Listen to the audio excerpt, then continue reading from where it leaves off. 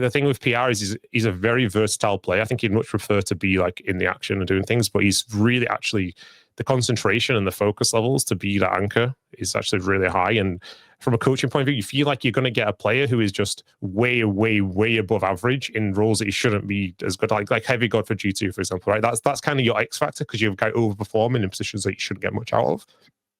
He can do that as well, but I think he's also so good at the other ones that then it's a hard one to do. I think if you're building an ideal lineup, you put him as more anchor with all the money in the world and like just to get the most out of him.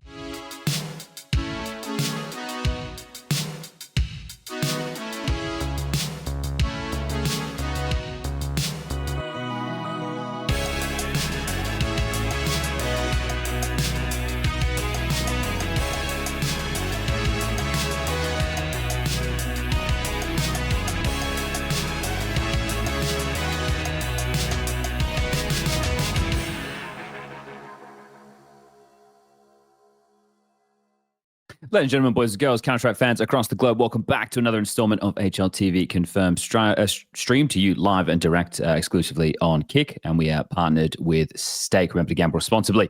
All right, let's get this one underway. As you can see, Prof's not here. Striker is here. Say hello, Striker. Hello.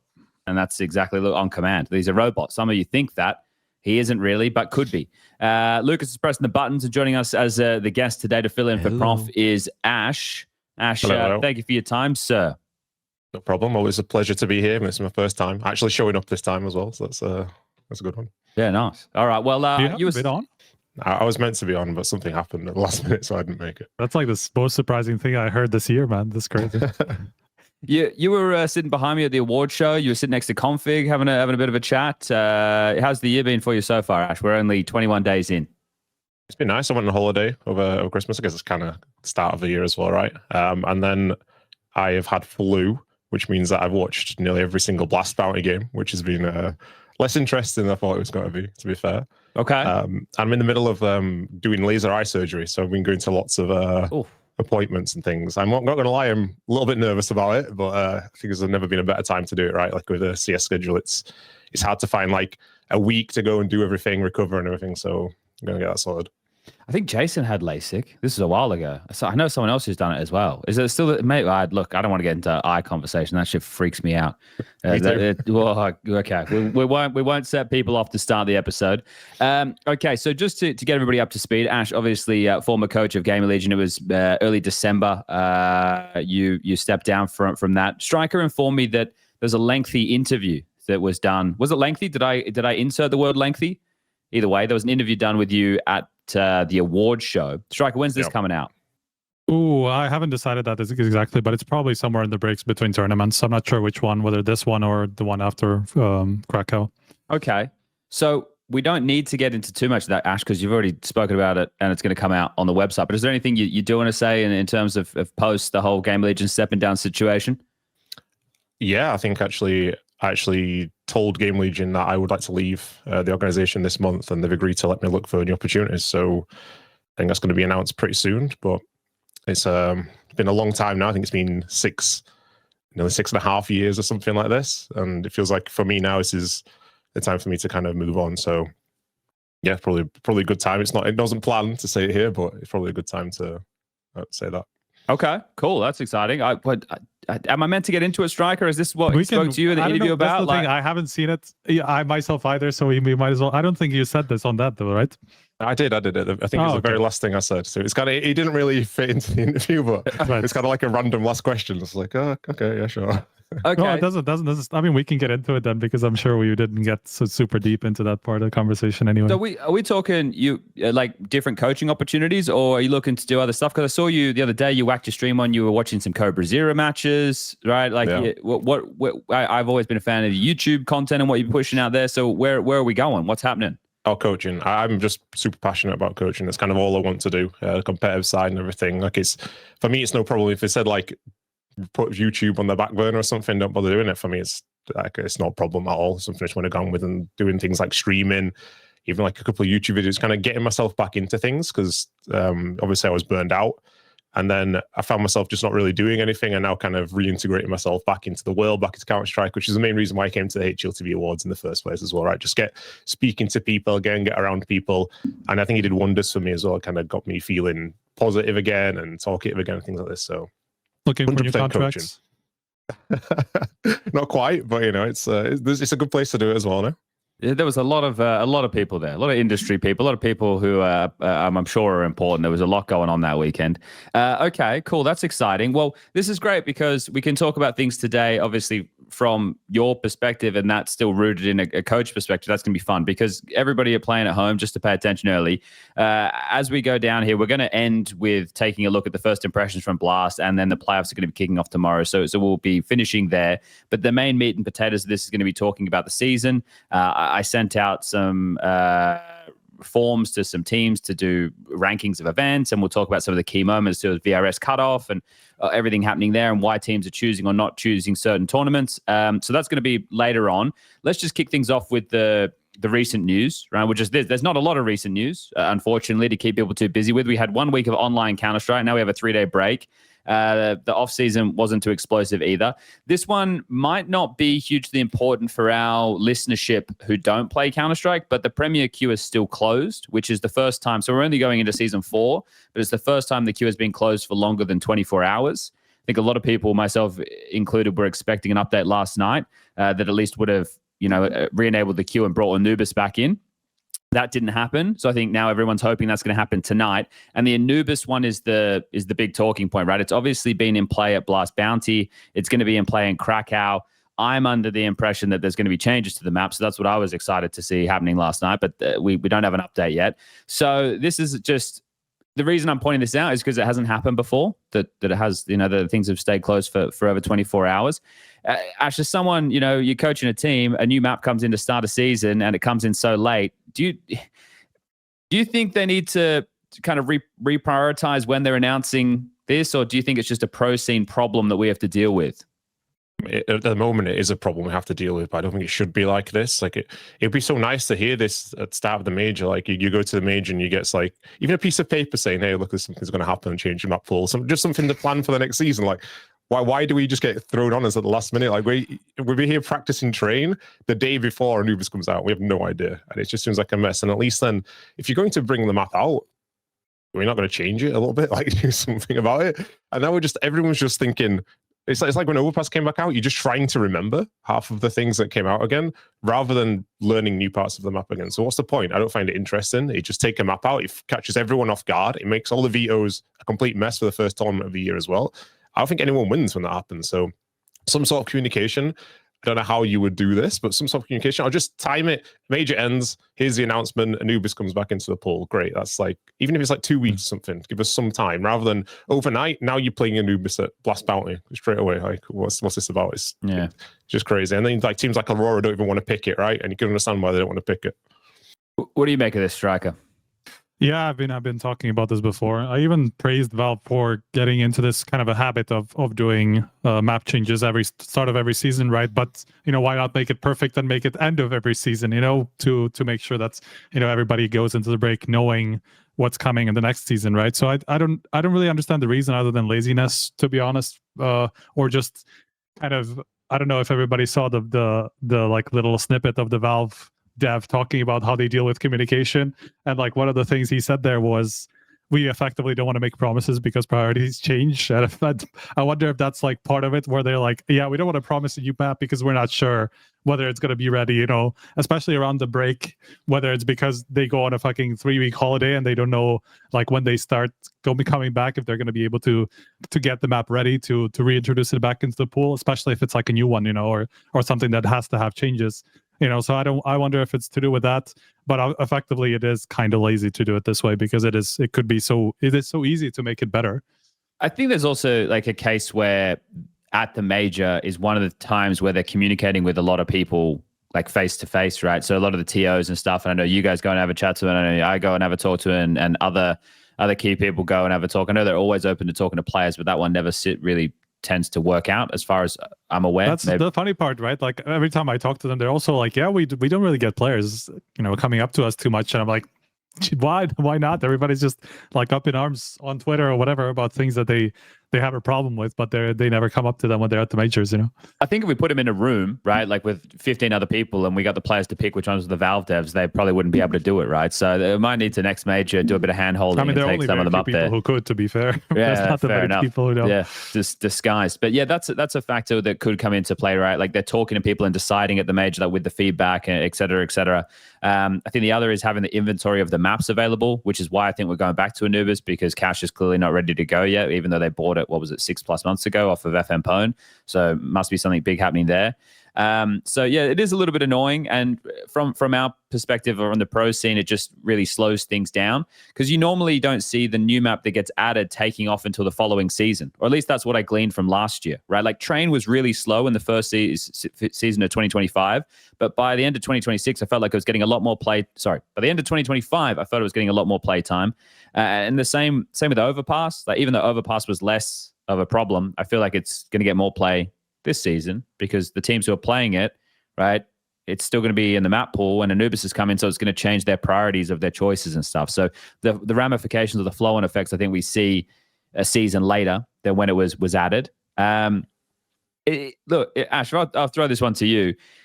With an update like this, do you have, because there is something has to be coming, do you have any expectations? And if you don't have any expectations, what would your dream be for them to be able to fix, adjust, or change in an update like this? Oh, change something on T side to make it more. I've heard that people talking about removing like the upper A or something like this to make it more easy for the CTs to just play a bit more aggressive. That kind of thing would be nice, because right now if you throw the smoke into like I don't know, I can't remember the names of anything, but you throw the smoke onto the stairs, and you take it, they can still fight out of the stairs, and they can fight from above, and they can just deny it like pretty easily. And I think the problem CTs have a lot of the time is you just can't play aggressive if the T's just stand still and play default. And so it's just all the T's, they're just playing default like nearly all of the time. And I find that really uninteresting. And when it comes to coaching as well, you don't want to play in the randomness of your round could just end in 2 seconds all the time and just play set rounds and stuff, right? You want to actually play like a mid round, use your smokes, rotate and things like this. And when the map is just like it is with Anubis, it feels like the aggression side is almost impossible. And if it at best, it's unreliable. And why you can't peek cave because you think AWP's going to be there, and a lot of the time it is. You flash out A main, you peek something, but no one stands in the water part. You flash out B, and people there's an angle on top that you can't really blind, and they can play like close left side, they can play deep at the back, and all you can do at best is just get a little bit of information. And I think that makes the map just almost stale, I would say, instantly, because it just feels like all the playmaking is on T side, and I don't think a map should be that one-sided where you feel like you can't do anything. And I don't like Anubis so much because it feels like you can make a great read. You can even have like 4 people on the B bomb site, and if they just do a quality execute and come in, you just lose. And I just don't like the way the map is. So some sort of way where we can stop the T's instantly getting all the map control, because like on Dust 2, you spend like a smoke mid doors, your Molotov lower tunnels, you flash in above to clear short, and then eventually you get in the mid doors, you can start doing a default. On Anubis, you get all of A water straight away, which is basically leading towards cave. Middle is super T-sided as well. You get the B control instantly, and you can play like a mid round from the start of the round. This is in Counter-Strike, is the only map that kind of plays like this, which is fine if there's a solo map like that, but I don't think it plays well. And then when you look at like the win percentages at the end of the year, everyone has like 60% plus on T side, and on CT side, you feel like if you don't win pistol and you get 3 rounds, you've done a pretty good job. And I just don't think that's right, because then you lose pistol on the other side and suddenly the game's just over. And it's just too, like when you play, this is what people feel on Train as well, right? If you didn't win the pistol on T-side Train, you fighting for 3 rounds feels like a good one, but then the other team just wins pistol and they convert it, and straight away they have the same kind of thing. Like, and you could feel like you played a great T-side and you have the same score again like that. So I think Anubis is in this. It's just in the unbalanced category. Like, I don't have a problem being T-sided, but we need to something needs to change. It got taken out for a reason. I think it should have been taken out, but I don't like the way it plays now. Like, let's something radical on this map for me. I would embrace it no matter kind of what it was. I'm hoping it's not just like spawn changes, even though that would impact like timings heavily and whatnot. But I hope that there is something structural that does change on it, so we can. One of my favorite parts about Counter-Strike when a new map comes in is seeing how the minds, the in-game leaders and the coaches go about adapting to a map, right? And figuring out like what is meta. And that's what I find quite exciting. So if this map doesn't undergo any structural changes and is just spawn-based, then you're still going to have similar thought processes of like how you're going to get into areas, but you might just be on a later timing or something, right? So yeah, I do hope that there is something a little bit more drastic coming through, and we'll see what else comes with it, because the community always wanting more and more content. Do you think they'll push some VRS updates or something with it as well, Striker? Do they normally push like updates like that when they push game updates? I'm having a hard time remembering. I do know that there's something that they want to push in terms of the rules that are like some of the stuff that I gave them feedback on, that they said that there are some gaps in. I don't know. One of the things that I could easily pick out would be so like pretty much everybody knows that you can't have the main team and the academy team playing in the same tournament, but in reality the rulebook doesn't actually say it. So that's one of the things that they told me they would adjust at some point. I expected that to come by now already, so I'm assuming that there's going to be something bigger updated. Otherwise, I'm not necessarily sure, but I'm sure there's something coming. Okay. Well, hopefully tonight, everyone stay up really late. If you're in Europe, don't go to sleep, ruin your sleeping schedule. Make sure that you're super tired for the next day. The bounty games don't start until late in the afternoon, so that's fine. You can sleep until lunchtime. It's all good. You know, what else are we doing? Okay. Let's keep jumping around, shall we? So there was some news that did break, probably some major news, you could say. 2027, the HLTV reached out. They've let the world know that Fire Esports will be hosting the first major of 2027. Now, there was, I don't know who the individual was. It was of some betting company, wasn't it? Some person of some betting company came out and made some statement on Telegram. And then that's where... Oh, that one. Yeah, sure. Okay. That's where it was very vague. Like all this talk, yes. It was very vague about like the location as well as the TO. And then this is kind of what kicked off the investigation. And then you guys reached out to Fire Esports, right? And they confirmed this. Yes. Obviously, they've announced the major now. Officially confirming it, which is, doesn't happen a lot, that where we break something and somebody's actually willing to say like, yeah, you're absolutely right. That doesn't happen. That doesn't happen very often. So we're very appreciative of that. So they are Argentinian. The major is meant to go down in Buenos Aires. Is that correct? Yes. Okay. So these are the headlines. The first major of 2027. So that'll be May, June next year. We also know who has the second major, but that wasn't confirmed. You reached out to Perfect. Well, they didn't say anything, right? Yeah, they weren't willing to confirm or deny. I think we can assume it'll be in China. I don't know what you guys think, but I think we know it's in Shanghai again, and all that stuff we do. We have already learned that, so it's nothing. Yeah. Fair enough. It is their home city and everything. So if there's going to be a perfect world major, it's probably always going to be Shanghai, or at least it's always going to be in China. At least we can say that. So I think that's pretty obvious. Shanghai was fun. Me too. Ash, over to you just quickly. Have you had any interactions with Fire Esports Fire League? Have you played in any of their events at any point? No, but I know Rez did. Like Rez and Isaac did when it was NIP. I think NIP won the event maybe or something like this, and I didn't hear anything bad about it. But I will say, like, going to new countries is always nice. It's always something to kind of look forward to. Like you don't really kind of want to always be bouncing around to Denmark and like even like Shanghai and stuff like this. Like it's nice to mix things up and go to like a new place. And I've heard Argentina's maybe a little bit safer than some of the other South American countries. I've heard it's crazier, to be fair. So I don't know. Maybe it's not that fits. I don't know if you've seen like the massive fucking football celebrations and stuff. Like it gets pretty crazy over there. Oh too. Yeah, they love their football, that's for sure. Yeah. But I mean the safety, I think, is one of the main ones. Like when we went to like the Rio Mage, for example, when you go in there and the first thing you're hearing is you can't go outside without security or something. That dampened the event quite a lot for me. But I'm hoping that Argentina won't be like that, because Shanghai's like really good. I really enjoy that. I don't know what you guys think about it, but it felt like a really nice event and nice city and everything like this. So hopefully, like Argentina's more in that sort of in that vein. Yeah, I've never been to Argentina either, so it is interesting. But I think this is where the questions start coming in, right? Because Striker, you and I have been having conversations about who's going to be hosting the majors for a decent amount of time. And we're always trying to find it out and like what clues do we get and what information, and we bounce it off of each other and see if we can kind of shake something out. Yeah. And it felt like we were both under the impression that the main TOs were going to be getting like in these blocks. So from my understanding, and you can correct me if I'm wrong here, is like these majors are getting picked in like 2-year blocks. So 2027 and 2028 were picked at the same time. 2025 and 2026 were picked at the same time, right? So that would mean that the next block would be 2029. Oh my God.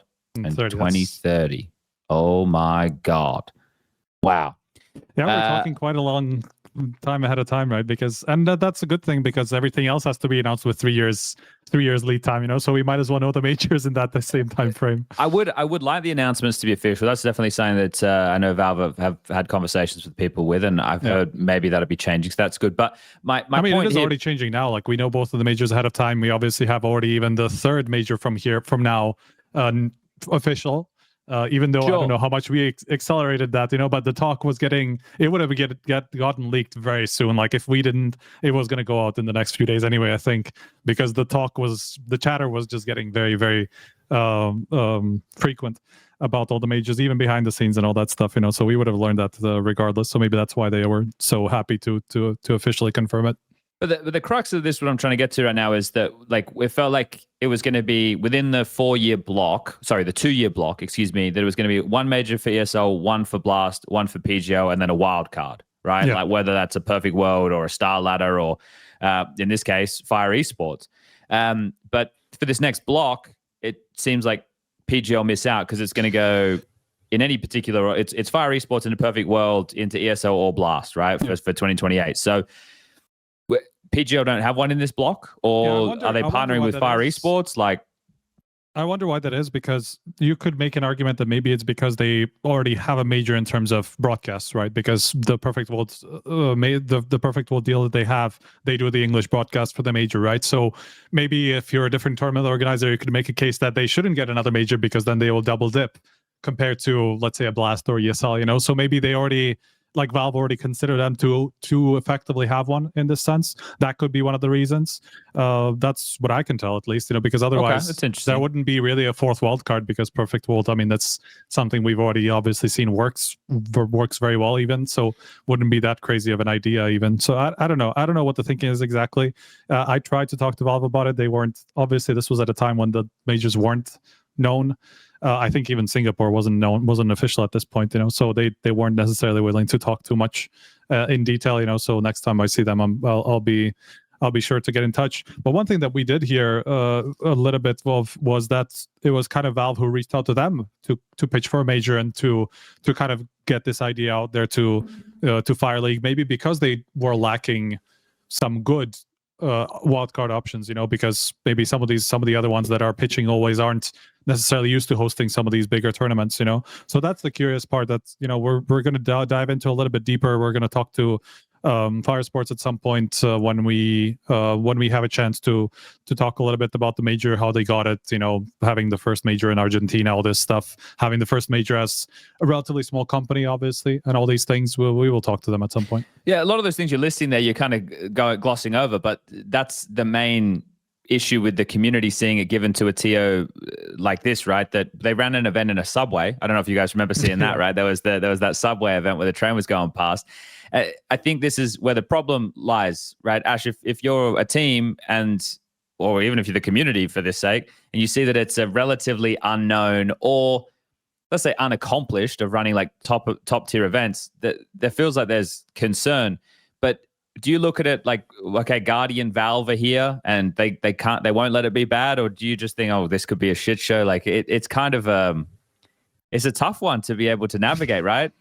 I mean, when you know how the majors went in the past, long, you know, if you're a fan that's older than 7 years into watching Counter-Strike, let's say, or 6 years into watching Counter-Strike, you know that the majors all the way to COVID effectively were all kind of a shit show to a degree, at least compared to what's going on these days. That's true. The standard has risen by a lot. Let's just say that, you know. Yeah. And I will also say most of it was because of Valve, if anything, because of the issues that were with the game, with like the new version coming out on the day, and like it had to run through the game and all these things, you know, like all these things that were happening effectively because of the way that Valve had set it up. And since it kind of went out of their hands, the general standard has improved a lot, especially in terms of delays and all these things. Of course, some of the broadcast things that happened were always going to happen for some TOs, you know, especially if they're coming in from a long break. They don't really have that much experience, all these things.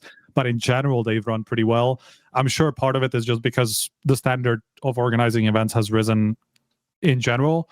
I do think it is obviously a massive risk to give it to somebody like Fire Sports who hasn't done anything to this sort of a scale. Yes, they've done a couple of like bigger events with bigger audiences, but nothing like a major. But we also said the same thing about Blast, and they ended up hosting a pretty good couple of majors, in terms of how they ran as a whole. There's always going to be some little things to complain about and maybe some issues behind the scenes that you never really hear about. Blast, who had been running events since 2017 and ran their first major in 2023 to... Yeah. But it's also Starlight, right, who barely had a team of their own to come back after whatever it is, 7 years of not hosting any big TCS events. They ended up hosting, in terms of outwardly, they ended up hosting a really solid product that, ran pretty well. No real big issues with delays or technical problems and stuff like that. Again, some things behind the scenes that, people don't necessarily ever hear about. But in terms of how the major actually looks for the public, definitely ran well, much better than I expected from a Starlighter. So clearly there's something that, that Valve is doing well in terms of choosing them. And so I'm not so necessarily ready to judge them for their choices. Okay. Well, are you ready to judge the Mash? Because the community's ready to judge. I think it could be a bit of a shit show, which, I mean, we're in part of the world we don't really go so much. I don't know how many contacts and things are going to have with like the other events around here and things like this. And obviously the scale of everything is going to be way higher, but also I expect them to at least be listening to kind of what's going on, because there's probably going to be some tech issues and maybe some small things you don't even think about, like the size of the desks or the height of the chairs or monitors and things like this, like, which will be a problem for players, obviously. But if they're able to listen and have the contacts there to go fix things, and I don't think it's the worst thing in the world. That we do want these new TOs coming in, and even if things do go poorly, like this is a big deal for them, right? And they know it's a big deal for them, and they'll want to do everything they possibly can to put the best events on. So hopefully the community isn't too harsh if it kind of does go there and it kind of does go a little bit wrong or not so smoothly. But I wouldn't expect like a top tier 10 out of 10 event straight away on the first time. Probably day one, day two might not look the best, but then just looking for something a little bit smooth if we can get that in a nice event, hopefully. And my expectations are just listen. I wouldn't like to see some arrogance and things, you go there and say, oh, here's a problem here. Oh, well, unlucky. There's nothing we could do about it. Like, this is the last thing you want, right? I've been at tournaments before where like the desks don't change or things like this. And it's a big problem for players. Or the monitor stands like overlap where people put keyboards, and it's just tough luck. You've got to get on with it. And then you just like kind of, you're altering the level of the Counter-Strike, and that's the last thing you want to do, right? Just something there that's consistent, people aren't going to complain about. That's the bare minimum that players want. And after that, add other things on that, like great catering and gifts, things like this. I don't really care. Like the good travel or whatever, it doesn't really matter. But let's make sure we get good Counter-Strike there listed, and that's the best we can kind of hope for, I think, for now. No, fair enough. We'll keep our eyes out and ears out, I guess, as well, to see if they partner with any established TO to do the English broadcast. Yeah, I think the integrity part of it is kind of like, it's obviously important, but that's the part where it matters a lot who you hire in terms of especially like when you talk league about ops people and things like that, and referees and all these things. Obviously, not that these people have to say what monitors they're going to use and all these things, but that doesn't necessarily tend to be such a big problem when you have a lot of freelancers that do this on a regular basis, right? And that's the people that I'm sure Fire Sports to some degree is going to hire, right? So it's not necessarily from that as much as having the overall picture working together, to make sure that they have some sort of a stable product. But Starlighter had a lot of freelancers, right? Like they had people who used to be part of the ESL Poland office, and they're doing some broadcast stuff. They had a lot of the regular guys I'd see as the tournament management or league ops guys. They're working, so yeah, a lot of freelancers throughout. And good news, Ash, I just checked for our British passports, we don't need a visa to go to Argentina, so we're all good. We're just going to fly through. Have you got a British passport? Yes, I do. I need to renew it. It's expiring in November, so I got to renew the bad boy. My Australian one works too, so we're safe on all fronts here. Nice. Okay, I guess that's about it. One thing I need to do is I need to go on the public record, because last episode I was talking about the community browser and I was bitching and moaning about that a little bit. It works. So Rush told me it doesn't work, and I tested it but not properly, and then I took his word for it. So I'm not blaming him. I should never just listen to an opinion of something that I can test myself. I went in Counter-Strike the other day because I read a YouTube comment and someone was like, you just have to do this. And I went in there and I did the thing that they said, and it works. So the community browser works in game. Either it pops up in your Steam overlay or it just pops up. But either way, it works. You can populate servers by searching, guys. So Valve, I'm really sorry. If that's where you're delaying the update, you can send it now. I've apologized. It's on the record, and Rush was wrong. And I, by extension, was wrong. And I spread a wrong message. So now I'm spreading the right message, and we can keep moving. Great. Cool. Done. let's jump forward. I want to get into who wants to be a Skinionaire. For those of you playing at home in Kick Chat right now, you know what to type. The special code word for your opportunity to well, what's the word I'm looking for? Win the raffle. There's a $50 skin, or maybe a $50 skin, depending on how many questions we get correct here. I've written 5 questions, and they're all to do with maybe modifications to certain rules, things that are going to be happening without the season, with tournaments, et cetera, et cetera. So, Ash, I'm going to put you in the hot seat here if you're happy to contend, and Striker can assist if you need. How does that sound? Yeah, great. Save Skinionaire some money, you know. Yeah, okay. Well, I saw you were on a piece of content at the award show. What are you doing it with? You doing it with Magic still? I got blindsided by that. I had no idea what's going on. I just got told, "Yeah, follow me for 1 second," and then I had a microphone and I was answering questions, and I had no idea what's going on. Well, you're thrown into it again. So let's see what happens here. Let me whip this thing open. So remember, everyone at home, type the code word in chat right now, and everyone's doing it. That's your raffle ticket, and we'll draw a winner at the end of this. Crawley's not allowed to win. Okay. Who wants to be a Skinionaire? Question 1. Tier 1 events for 2026 have been scaled up to a minimum of how many teams by VRS/TOR? 16, 20, or 24? That'll be the hard one. A Striker's smiling, so I guess he kind of knows. I know. I'm just curious whether you have an idea or not. Oh, I have no idea. I don't follow these things all. Yeah. I'm pretty sure it's 20, but I'm not. Now I'm kind of second guessing myself if it's 20 or 24. Okay, this is a good test for you then. So I think should be allowed help with this one. It should be 20. If even you don't know, it's going to be difficult. So what are you locking in? You're 20 to 20. 20 logging in 20. Correct answer is 20, right? Because remember last season, guys, TOs were just running 16-team events, closed LAN, inviting. That's 16. still happening until halfway through this year or so. Yeah, it's only changing a bit later. Striker. I'm sorry, I'm a pedantic asshole sometimes. You get it, and it's 20, all right? So now they have to run an online qualifier portion to make up the numbers, and those online qualifiers are normally extended, right? Because why would you just run like a fucking 4-team qualifier online? What would you do that for? A 6-team, whatever the fuck it would be. Anyway, there we go. Question number 1 done. It's going to get easier from here. Don't worry about that. Question 2. Which of these 3 TOs is not running a group stage online this season? A, PGL, B, ESL, C, Blast. Group stage. I mean, ESL are doing stage 1, aren't they, online? And Blast have just done Blast Bounty. So does that count as a group stage? No, probably not. It does. Okay, then what's the PGL? Yeah, locking in PGL. Yeah, ESL and Blast, you got to. I want to say you got to pull your finger out. ESL are going back to full LAN for the next season of EPL. I think Blast is still doing online for Bounty. So that has to change in 2027, Blaster. Otherwise, you're going to get railroaded, guys. Not in a good way. Other people will just start scheduling their events over the top of you. Online Counter-Strike sucks. All right. Question number 3. When is the first major VRS cutoff in 2026? April 1st, April 6th, April 31st? So basically you're asking me which day is a Monday. Yeah. No, it's not going to be the 31st one, right? But it's between those two. The first or the 6th. Is there any way for me to mathematically figure this out? There's a trick to this, but I don't know what it is. I don't know. There's a trick to it. This is an "Are you Rain Man" question. Like, what's going on? Okay, it's an important date in 2026, guys. It's just a guess. It's 50-50. April 1st or April 6th. What day are we today? April Fool's on a Monday. Today's a Wednesday. Does that help? Could April Fool's really be the VRS cutoff date? Wouldn't that be funny? Oh, that would be funny. Okay, do you know it, Striker? I'm not. April 1st. I don't know. 6th. Go 6th.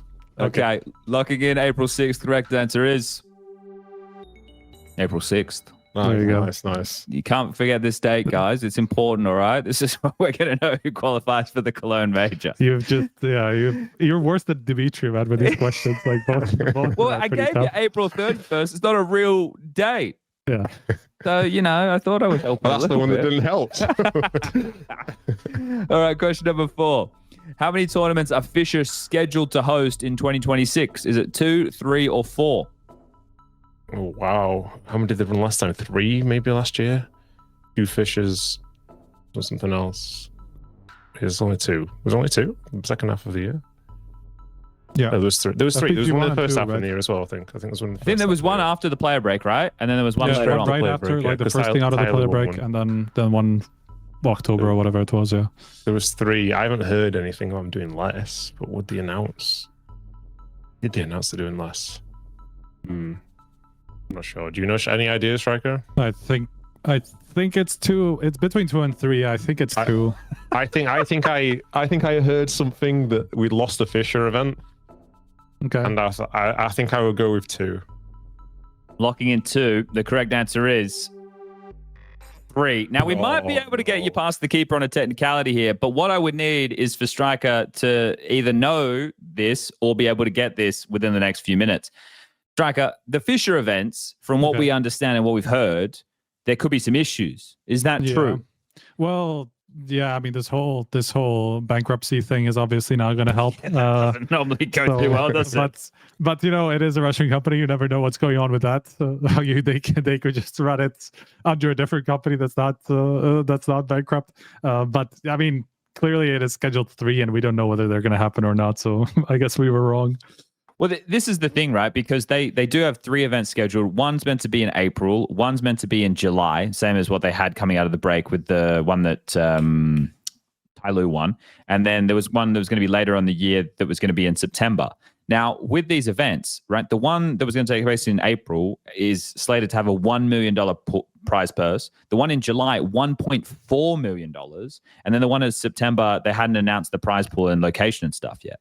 But that's like, let's say they pull the plug on. That's already too late. Yeah. Well, they've broken the rules, right? So this is a problem, and they're in the calendar right now, and it's not like they're small events. These are events with $1 million+ prize pool.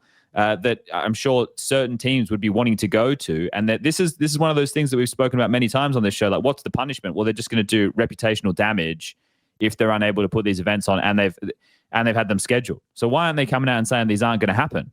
Should we be reaching out to ask if they're going to happen? They're not going to give you an answer. I tried. Oh, okay. Well, unfortunately, then. I'm sorry, Ash. I can't give you that one. Striker cannot drop the bombshell, so we will just have to keep it there. We got one more question, though. Question number 5. These questions are trickier than I thought. I'm sorry, everybody. Huh? No, I can't. I thought Striker could be able to. He said they're not going to give an answer. If Striker gave me an answer that they're not going to run certain events, I would have given it to him, but I can't. I can't do it. Question 5. I mean, it could just be one. Best. I mean, as far as what they announced as per the rules, it could just be one. That wasn't even in the answers. Okay. Which tournament has the highest prize pool? Oh, Lucas, you put the fucking prize pool in the answer. I think EWC, I have a feeling. It's around 2 million, I think. Looking at EWC at 2 million, the correct answer is EWC at 2 million. I can't believe it. We compare the 3 numbers, and we can definitely say it is 2 over 1. To be fair, that could be 4.14 million. You know, so that's true. That is my fault because I put them there for my notes and I forgot to delete it, and Lucas just copied and pasted it as it was. Thank you. To be fair, I would have known that at least, so at least there's that. It is interesting though that less interesting that EWC has 2 million because we know that they have a lot of money, but interesting how much of a marquee event PGL are trying to make Astana with 1.6 million. I don't know if it's that or just the fact that it overlaps with Atlanta, so they just wanted to give them a little bit more of a, like all the teams, a little bit more of a nudge to go to Astana instead of Dallas or Atlanta rather. Sorry. I think that's the part that matters more than them trying to make like one event bigger than the others. Wasn't EWC really small last year? Wasn't it? Because I remember looking at all the other tournaments. There have so many tournaments at the same time, right? And Counter-Strike was one of the smallest ones in terms of the prize money. Yeah. Shout out to DomKiller10. Our people reach out to your people. You're not going to get a $50 skin. I think you get a $15 skin. So that's what you're going to get. You're going to get something. You could have got nothing. So congratulations. And we'll sort that one out. Thank you, Ash and Striker, for taking part in that madhouse. Yeah, EWC, the format for EWC this season is insane. Have you seen it, Ash? No. I can't stop thinking about it. I'm not even shilling. Like, I wish I was shilling. I'm not even shilling. It's a 32-team format. It's not just like a single limb straight bracket anymore. Ah, nice. It's 30 teams invited by direct VRS, if I'm remembering rightly. There might be some details here. Maybe, I think. I think it's only 2 teams from the open qualifier. Okay, maybe I could be wrong. I think it's only 2. Okay. They are doing 128-team open qualifier on LAN. On LAN? What? On LAN in Saudi Arabia. On the site. What? That's crazy. Yeah. I mean, Then- up to 128. I don't know if that's Oh my actually God, going to how fill many out. That's a lot. peoples are That's a gonna lot be? of. That's a lot of teams. It's insane, right? And you know that because of the host, that the quality of that setup is going to be. It's not going to be like stage good, or anything, but it'll be proper PCs. It'll be everything that you want. And then on top of that, It is 4 slots, by the way. I just checked. it's 4 slots. It is 28. Okay, so 28 direct by VRS, 4 through the open qualifier, and then everybody gets broken up into groups of 8, and then I think it's a bracket in the groups of 8, and then 16 team playoff bracket. It's the classic Wow. like ESL format, except like scaled up to 32 instead of 16. Yeah, and then having a 16 team playoff bracket. So that's a lot of teams. Are they going to get viewers for that? Oh, that feels crazy. When you're looking at 32 teams now. I mean, that's it almost feels like an RMR that they kind of do it. And I guess there is kind of like a gap in the market right now for an RMR because it just doesn't exist anymore, which is interesting. But 128 teams, 5 people each, all the managers, how many admins it takes, and all these things like that's a lot of investment from them. A lot of people. Crazy. A lot of people. Yeah. So we'll see. That's just one of the things to look forward to, though, later in this year. Because right now, what I want to do is, I was talking to you boys before, and I want to get into this now. So I made a little mention of this. I made a Google form, and on the Google form, I'll read it for everybody just so people know what I sent to the teams. I sent a Google form, and I said to the teams, "Could you please fill this out? It'll only take you 5 minutes." And essentially, what this was for is to gauge how important events are to these teams. I said, hoping to collect top teams' opinions on event importance, prestige, and value throughout the 2026 season to better inform viewers and help with expectation setting, right? So this was meant to be used in a podcast environment like this so that we could be like, okay, well, these teams don't value this event very highly, so maybe don't expect their best results here, or, this team is really focusing on this event to kind of help the viewer along with that, right? So I included all the events besides the Fisher Playground events because we don't know if they're happening or not, and some of them were missing key information, which would help teams work out if they valued them or not. And then I put a bit and said, if you have any extra information on selection or importance due to factors like the Blast Frequent Flyers or the ESL Rev Share or the Grand Slam, please know. So I asked 10 teams. The 10 teams that I inquired with were, where are we here? Vitality, Spirit, Mouse, Falcons, Furia, the Mongols, Navi, G2, Aurora, and FaZe. Of those 10 teams, only 5 of them filled out the form, right? Those 5 being Falcons, Furia, Navi, FaZe, and G2. So I didn't get responses from everybody, but it was enough to formulate a rating. So what I did was I asked them to rank the events from 1 to 5, and then I've gotten the average based off their votes. So, Lucas, I might share my screen.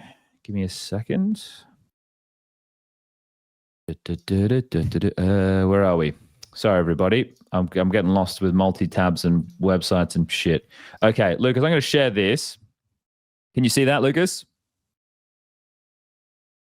Okay, cool.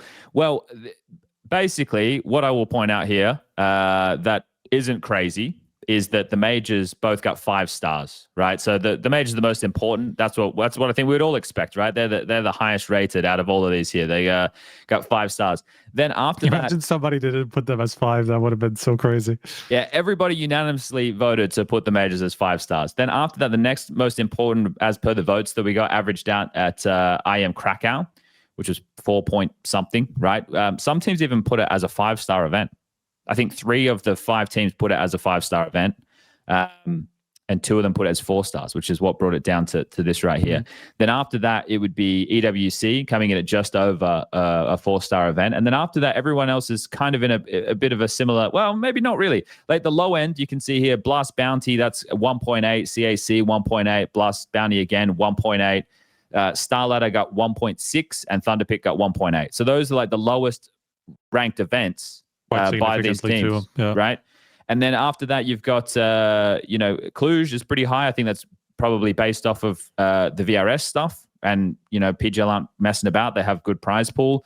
EPL being online, that drops that into like a 2.8 category. Rotterdam, just over 3. Bucharest, just under 3. Bucharest is got the same as EPL. And there's lots of factors that could play into that. Rio, I think, was brought up because I had Furia. I think they will have put Rio as a 5-star event for level of importance for them. And also karrigan told me that for FaZe, North American events are very important for them. So Blast Rivals, for example, is like a Fort Worth or an Atlanta. They're important events for FaZe. Is there anything here that you're looking at, Dash, that's like, oh no, that doesn't really make any sense, or I wouldn't rank that way? I don't think so. I think everything kind of makes sense. I'm kind of surprised people putting Krakow as level with the major, but I mean, it's a big event, right? I guess if you're just going to say that events matter a lot, maybe you just put as 5. But I'm sorry, maybe EWC. I don't think people put it as that high. Like this, outside of the majors, the second biggest tournament of the year. I guess it feels a bit high. Well, this is it, right? Like, if I was going to do this, for me, majors would be 5-star, and then I don't think anything could be like, obviously we're this 4 point whatever because I averaged it out, right? But if I was going to put Krakow, it would be a 4-star event. Right, that's where I would put it. I would put it as a 4-star event because of it's the spiritual successor of Katowice. I think that it's like now in a bigger arena and stuff, and it's still going to have that level of prestige to the players. I've asked a couple of them, and they're like, yeah, it's essentially the same thing to us.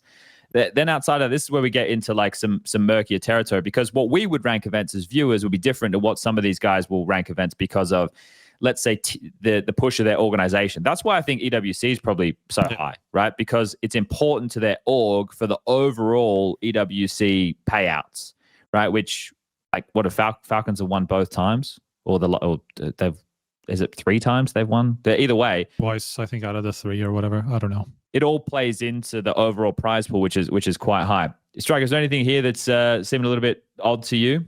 I'm somewhat surprised about Bucharest. I would have expected that to be a bit lower, but I mean, that could be just like a sample thing where just you got the right teams to say to get this, because I would expect that event is going to be, especially when it's, I mean, it is obviously lower than Cluj by quite a bit, but it's still like on par with like Rotterdam and stuff, which feels a little too high considering it's after the lock, and all these things.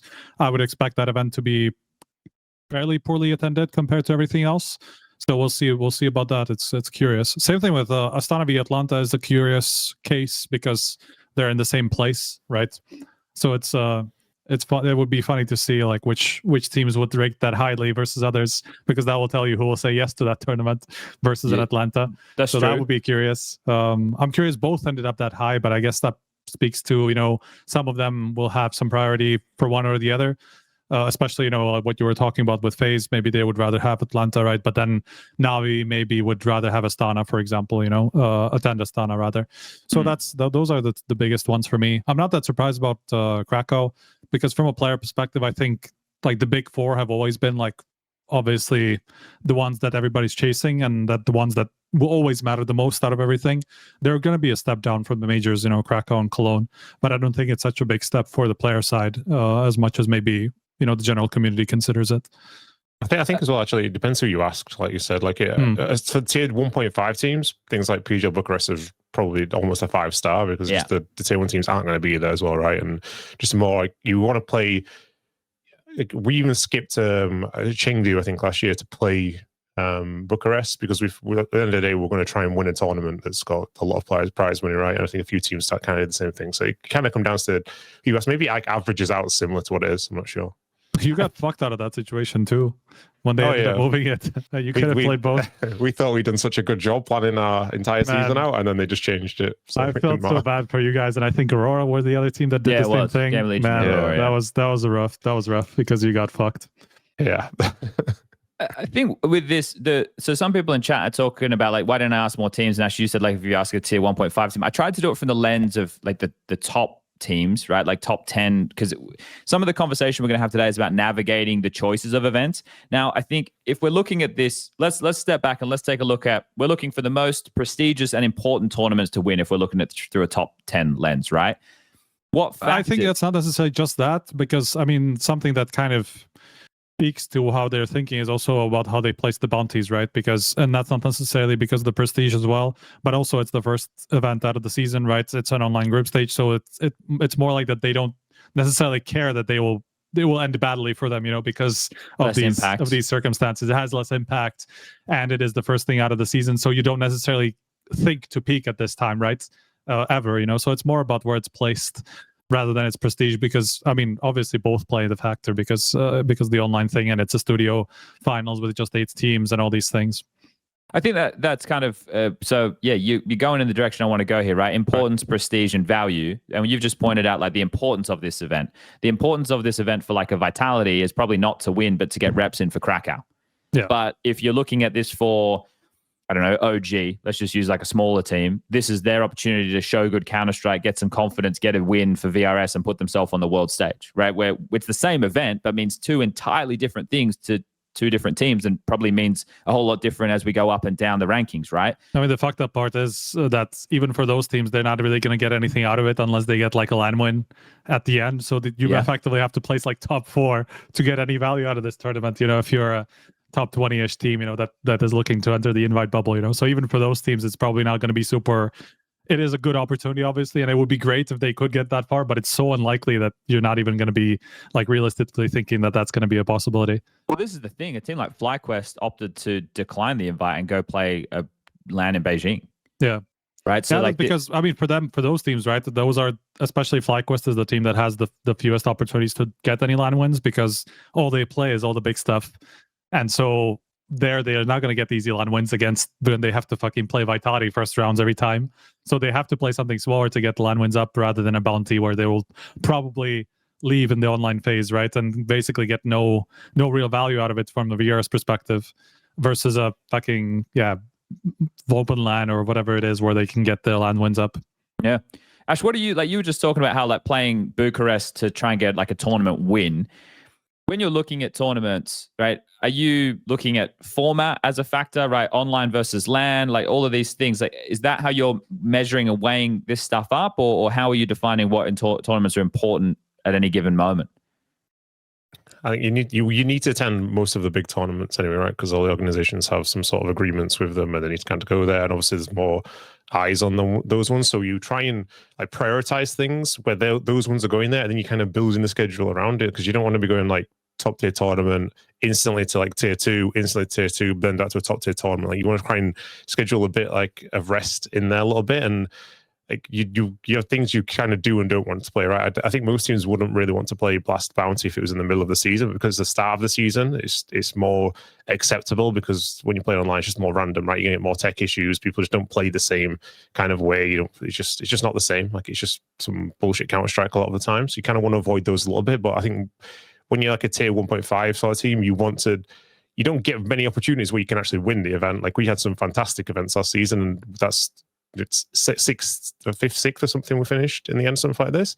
And when you see these events, you want to try and throw in a few ones in there where just the mentality kind of changes, like challenger players a little bit. Can we now go from a team that's doing really well and go in and actually win an event? And it's a good way to, like, I think for development as well, right? Like, you don't want to go into every tournament going straight away. First thing, we can't win this event like instantly. Like, Vitality are here, and they don't win it, Spirit will win it, Mouse will win it. So it's nice to just switch things out and flip it around if you get a kind of a good balance. But you always want to attend the tier 1. Tier 1 is the main one you want to go to, and just make sure your schedule isn't just burning everybody out. There's little bits of gaps there, and then try and make the best of it, really. I think prize money is really important as well, unfortunately, but LANs as well. Yeah, you need to play LANs, and you try to play around the formula, right? Like, the playing against good enough teams, winning prize money, and playing on LANs. These are the main things for VRS. So I think there's a couple of things you said there that I wouldn't mind digging into. The first one being, let me just stop sharing my screen. There we go. The first one being about the Blast Bounty format. Now, we're rationalizing it in the sense that we're saying, oh, it's warm up, you know, or it can be used as warm up, right? Does that justify it? Or do you guys think that it'd be better to have a better formatted event in this slot? I don't think it does it justify it. I'm not sure. I mean, the problem is the first event of the year is always the most random one, I feel like, just because people come back from holidays like at different times, and you don't know when they're coming back. And like a team like Vitality have played all season, like they played every single possible tournament all the way from start to finish, and then they finally get a break. They need a break, right? And when they have a break, you obviously want to say to them, guys, let's come back 10 days before the tournament starts and let's get going. But I mean, if they want to manage their year, can they really say that Blast Bounty is like number 1 right now? Let's make sure we get this. Or are they just going to go, okay, actually play later, we need to be more fresh, and then we can kind of go from there? But that kind of invalidates the tournament a little bit, I think. And if Vitality lost here, I think we would have probably been like, you know, it's actually maybe a little bit worrying, but it's actually fine. We don't expect them to be like at their best now. But against competitive everything, this isn't the peak level that people are going to have. And like it does make a difference as well when you have like ratings last 3 months and it says you don't have one, or it's a really terrible one because you played poorly or it's inflated. You want to see like something like an aggregate kind of where a player is at, and then the tournament kind of coming, because now people like kind of try to find the feet and things as well, right? And you don't want a tournament like that for a competitive standpoint, because I think there's already a lot of randomness with MR12, bringing Anubis in with no practice, people coming back from breaks, throwing it online and stuff. It kind of diminishes, I think, a little bit like this event. So I get like we're going to Krakow straight after this. Like that's going to be like top tier. And I think Blast Bounty it's unfortunately it's just like a byproduct of being first and online as well. I mean, it was even with the old format of the Blast, right before it came into 2025, the groups were a little bit more important than this, just because they obviously decided the finals, which were in the arenas and all these things, or at least helped decide that, right? And that made it a little bit better, but still you could see even when it was on LAN that the results were not really representative of the whole season after that, just because of being of the first event out of the new season. And you could tell even some teams weren't necessarily caring as much because of that as well. So it's just kind of the unfortunate byproduct of putting your event first. And I wonder if that's going to change at some point for Blast, because it's like ultimately you can't put like, let's say a Krakow being the first event out of the new season. You know, I think ultimately you want teams to have some sort of a soft entry, but you probably as a tournament organizer don't want to be the one to put the soft entry. But Blast have been happy to, so it's hard to judge them. I wonder if, so I know I might get shot right now for saying this and being in the company of Striker here, but would, for a soft entry sake, so I think most of us would agree, like abolish the online portion, right? Make it LAN, and then try and involve as many teams as financially possible without going bankrupt, but then giving a format where lots of games can be played. So you're actually starting to get the data and teams can actually use it as a warm-up event. So I'm going to say... That'd be great. That'd be great if we had like a... Ooh, that's crazy. Okay. That way we get to see more teams facing up against each other to see how they kind of like interlace and whatnot. And right, it'll be on LAN, so at least there won't be the randomness and the ambiguity that exists with the online stuff. I don't normally like round robin, but if it's a soft entry event and we want teams to play more games, maybe that could be a solution. Obviously, you need to downscale certain broadcast elements, but yeah. I mean, if you play Swiss, that's also kind of a lot of games, right? In general, so Swiss, I know. There's a lot of Swiss going on everywhere. I get it. Swiss. I don't know. The only way I could get behind round robin is if it doesn't actually matter. So like if everybody actually goes through just like to different parts of the bracket or whatever, it's just used for seeding. I think that's fine, just so you can get like a decent idea out of like the form of the new season. That's the only way that I will get behind round robin, because like whenever you have it decide who's out or who's in, you get into a lot of kind of competitive integrity problems with it. So someone has to own this portion though, right? Like I feel this is what we're saying, is someone needs to go, okay, this is never going to be the highest quality Counter-Strike. We might get overlooked by certain teams like G2, Mongols, Maus, all skipped bounty. Make it a huge thing with like co-streamers and shit, and like have like even don't care about how many of those games you cover. Just pick like, let's say you'll have 4 games happening at the same time. Just get co-streamers to help you out with covering it, and you just cover the best ones, the best games, and you'll make it a huge community thing. We're back to the new season. Fucking let's get going, you know, and like you can see whatever team you want. You're not going to see all of the games. You're not going to see everything, but you're going to see what you want to see, and that's going to be fine. I think that'd be great. I also have a problem with this bounty thing because they only run one stream. It's a pure week of just online best of threes. And a lot of them, you sit and you're watching, and they're like, it's a low quality team versus a high quality team, but it means the world to the low quality teams, team. Man, it's crazy. Yeah. And then we have a 3-day break before we get back underway with the matches on LAN, and it's like it's just kind of I feel it's wasting time, and it's a bad format, and it's not what we need. So hopefully they adjust that going forward. Okay, so I want to jump into this. We looked a little bit at this last week, so you will not have seen this, Ash, but we looked a little bit this last week. I made up a big old round timeline. Not round timeline, that's what we do in game. A schedule for the year, a calendar, essentially. I think that's what most normal people would call it. Lucas, I'm going to share my screen again. And what I wanted to talk about maybe was a little bit of strategy and see how on point we are, because are you up to date on all of the VRS cutoffs and everything, Striker? I know I got you before with the 6th of April, but the events before the day and everything kind of like that? We can talk through that now. I'm pretty much. We'll zip in, we'll go there, we'll do this. Bosh. Okay, so I'm sharing this again. Let me zoom right in. So just to get everybody up to speed where we are. So tournament break, right? The HLTV Awards, very, very important one right here. Went into Blast Bounty. Blast Bounty, we're here. It's one of the off days. And then the final 4 days where they're going to do the 2 best 3s a day up until the best of 5 final here on the Sunday, January 25. Then we have a couple of days off. Not really. Teams are going to be traveling on the Monday, and then they're going to start playing on the 28th. That's Krakow. So this is an arena event. We know the importance of this one. So as you were saying, Ash, like all the best teams are going to want to attend the best events. Krakow falls into one of those, I assume. Right? Yeah, sure. But then Cluj. So this is one where there was no declines. The entire Krakow, the top 24 is in Krakow. So that tells you everything you need to know. This is one I want to ask you, Ash. So let's just assume that you play a bounty. It's your warm up tournament. Your team have warmed up. Now they go into Krakow. You give it your best crack. Do you immediately 3 to 4 days later go to Cluj, or do you take the break and then do EPO online? What would you choose? I know it's hard because you don't have a team. You don't like right now. You don't know what players you're working with. But like if you were to pick your perfect kind of season from a coaching perspective. Well, I could do it basically on last year actually because it's very similar. Okay. So last season we had the problem where we did Blast Bounty straight away and it's a new lineup, so it was a bit of a mess. Like it was a waste of playing. And then it wasn't Krakow. It was another Polish one. Was it Krakow? Katowice. It was Katowice, and then it was Cluj, and then it was maybe Pro League again. And like when you have like a new team of new players, it didn't make sense to go 1, 2, 3, 4 just like that. I mean, after like at the end of the year when I was saying like, oh, like if we played Cluj and we just won, then we would have like made the major and would have got invited. But personally, I don't believe that because I think that it's not coincidence that you need time to practice, right? And we went in and had a really good, I forgot the name already, the Katowice. We had a really good Katowice, but I don't think that instantly means you're going to have a good next event as well, right? When you kind of have like the minimum things that with structure and everything. This is quite an intense one. And if you're playing stage 1 in all of them, which I think there is there any skipping going on here? I'm not sure. Like for example, no. 16 teams Swiss, 18 playoff.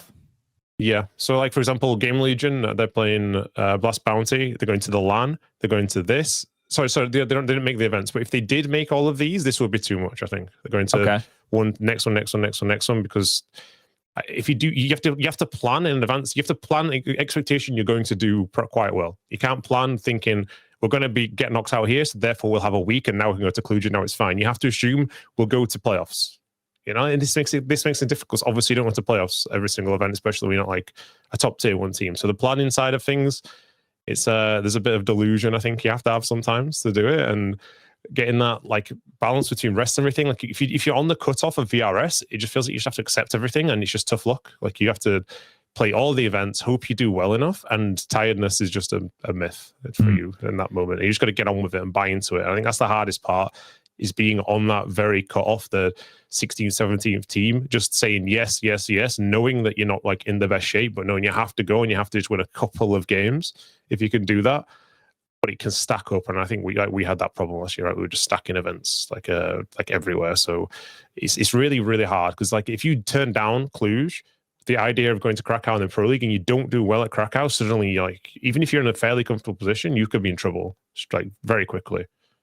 Well, this is the thing. Almost all of the top teams, bar Spirit, have accepted Cluj, right? Spirit are the only ones. And there was something on Reddit. I don't know where this came from. Did you see what the source was of this strike? I know you saw the blurb of text, one? but yeah. Ooh, you know what the source I can't remember. Okay, well let's just cite an unverified. It was, I think, on Chopper's stream. Was it? I think it was Chopper's stream. Like he was co-streaming it or something, and Hallie went up on there. Okay. Someone in chat just confirmed what you said. So yeah, there you go. Hallie said, we decided to skip this event. This is in relation to Cluj, while mapping out the schedule for the first half of 2026. We were expecting some other tier 1 teams to skip it as well. So we're very surprised to see the list of teams. So is that something like that you kind of agree with there, Striker, or what do you feel here? Because Hallie's been blindsided by this. I saw people saying, oh, well, maybe the top teams don't talk to each other. Yeah, I mean, it's curious, right? Because usually, obviously, Spirit are a bit of a different team than, like, if we were talking about somebody more in the top 10 edge or like an Aurora or whatever, like, they would look at Cluj differently, right? They would say yes to Cluj exactly because teams would skip it, versus Spirit saying, we will skip it because other teams will skip it, and we don't consider it that prestigious to win or whatever like that. So Spirit, you can see the difference in mentality about these tournaments depending on what your goal is, right? Because Spirit's goal isn't win more, whatever, fucking bet boom dachas, you know, or whatever it is. Their goal is to win all the big ones, or as many of the big ones as possible. So that's why they would be like, yeah, we don't see Cluj as this prestigious thing, and we would skip it rather than play a tournament that has only 3 of the top 10 teams or 4 of the top 10 teams, like we saw last year. You know, it was like half of the top 10-ish. Yeah, Maus ended up winning that one over Falcons, right? Yeah, I do think that it was a bit of a lack of foresight on their part, just because of the EPL online group stage, you know, and some of these things, because Cluj is just much more valuable in where it is compared to last year, where, you know, there was followed by an EPL that actually was fully on LAN, and for even more teams, you know, so the opportunities to get those LAN wins and all these things like in the VRs was actually way more important or bigger. So that was a bit, I think I expected Cluj to be good. I didn't expect Vitality to say yes, to be honest. I thought they would just go to EPL, which they declined, which is a surprise to me, to be honest. I expected something a bit different. We're going to get into that, I guess. Yeah, well, we were talking to Vitality after the award show, right? And they were talking the strategy through that. So I got that EPL up here. So with EPL, Falcons and Vitality have skipped it, whereas Furious, Spirit, Navi, Maus, FaZe, the Mongols, etc. are all going to be there, right? And it is going to be online. So that does mean you get a bit more of a break at home if that's where they want to be playing these EPL matches for. But that's the thing. Stage 1 and Stage 2 online, it's just going to be it's going to be the playoffs, which are LAN, which is going back to Arena. So that kind of puts a bit more prestige back in EPL, because these studio final events, I don't know how you guys feel about them, but the thing that it lacks is ambience, right? Even with these online games, it's even more dry of the ambience. You don't hear the teams cheering or anything like that. So it's like ambience is one of the things that really, really builds it for me. And the studio ones, I think they're fine because it is LAN, and as long as the players are mic'd up after and you hear all the yelling and shit, that's cool. But yeah, I think EPL returning to an Arena 8 teams, that's good. But the downside is obviously this online stuff. So I think it's curious what they said Vitality on that last confirmed that you guys did right after the awards. What they were talking about, how they try to plan for like real breaks in their schedule, right? Where they actually go on holidays even and like completely leave their PCs. I mean, look at how much of a footprint EPL has, right? Like it's more than 2 weeks, it's 16 days or whatever it is, that you would have to at least be somewhat informed, right? Even if you don't make the whole run or whatever it is, you're probably going to have to stay at home and not have any real time off in this period at all, right? So for them to take this tournament off, that gives them the biggest break possible before the tournaments that they really do care about. So from that perspective, it makes a lot of sense. I was just surprised because of Grand Slam. Vitality obviously are going to be aiming for that this year again. But they need Krakow, right, to be able to pull it off this season. Of course, Krakow. Yeah, but they also need all the other major.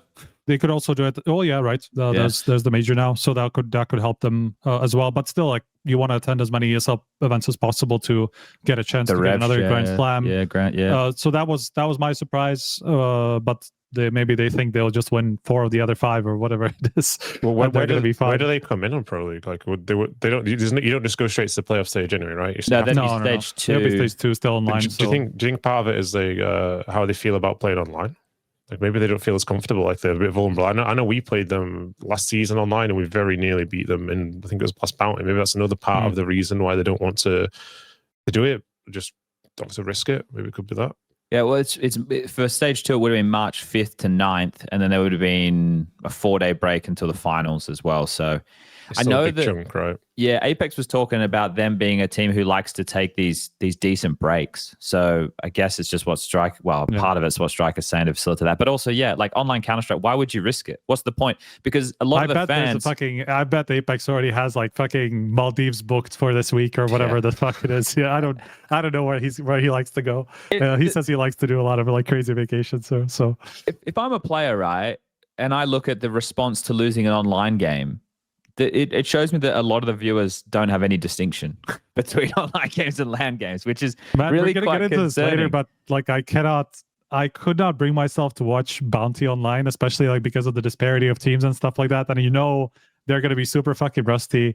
It's not going to be representative of what we're going to see in a couple of weeks in Krakow. So like the only teams I would want to watch is the Spirits or whatever, like that have something interesting going on for them, right? New teams coming in, stuff like that. But it's just so hard to care about an online group stage where you see the number 1 team play number 25 team in the world or whatever it is. But this is actually why EPL could be interesting for the major, is because at this point, we're still before the cutoff date for the VRS. And obviously the online wins mean less, but if there's a lot of upsets in the online portion and a lot of underdog teams make it to the LAN, then someone has to win. It's like the Mongols versus Aurora last year. It's like, well, we're in the arena games and they both struggle here, but someone has to win.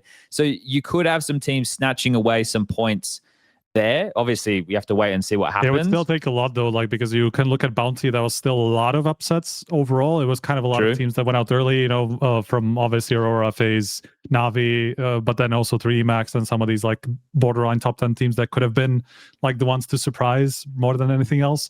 But we're still going to have like a bottom 4 and a top 4 that are going to be like overwhelming favorites in their matches. So they're not even the teams that caused upsets are pretty unlikely to keep going on the LAN stage, you know. Fair.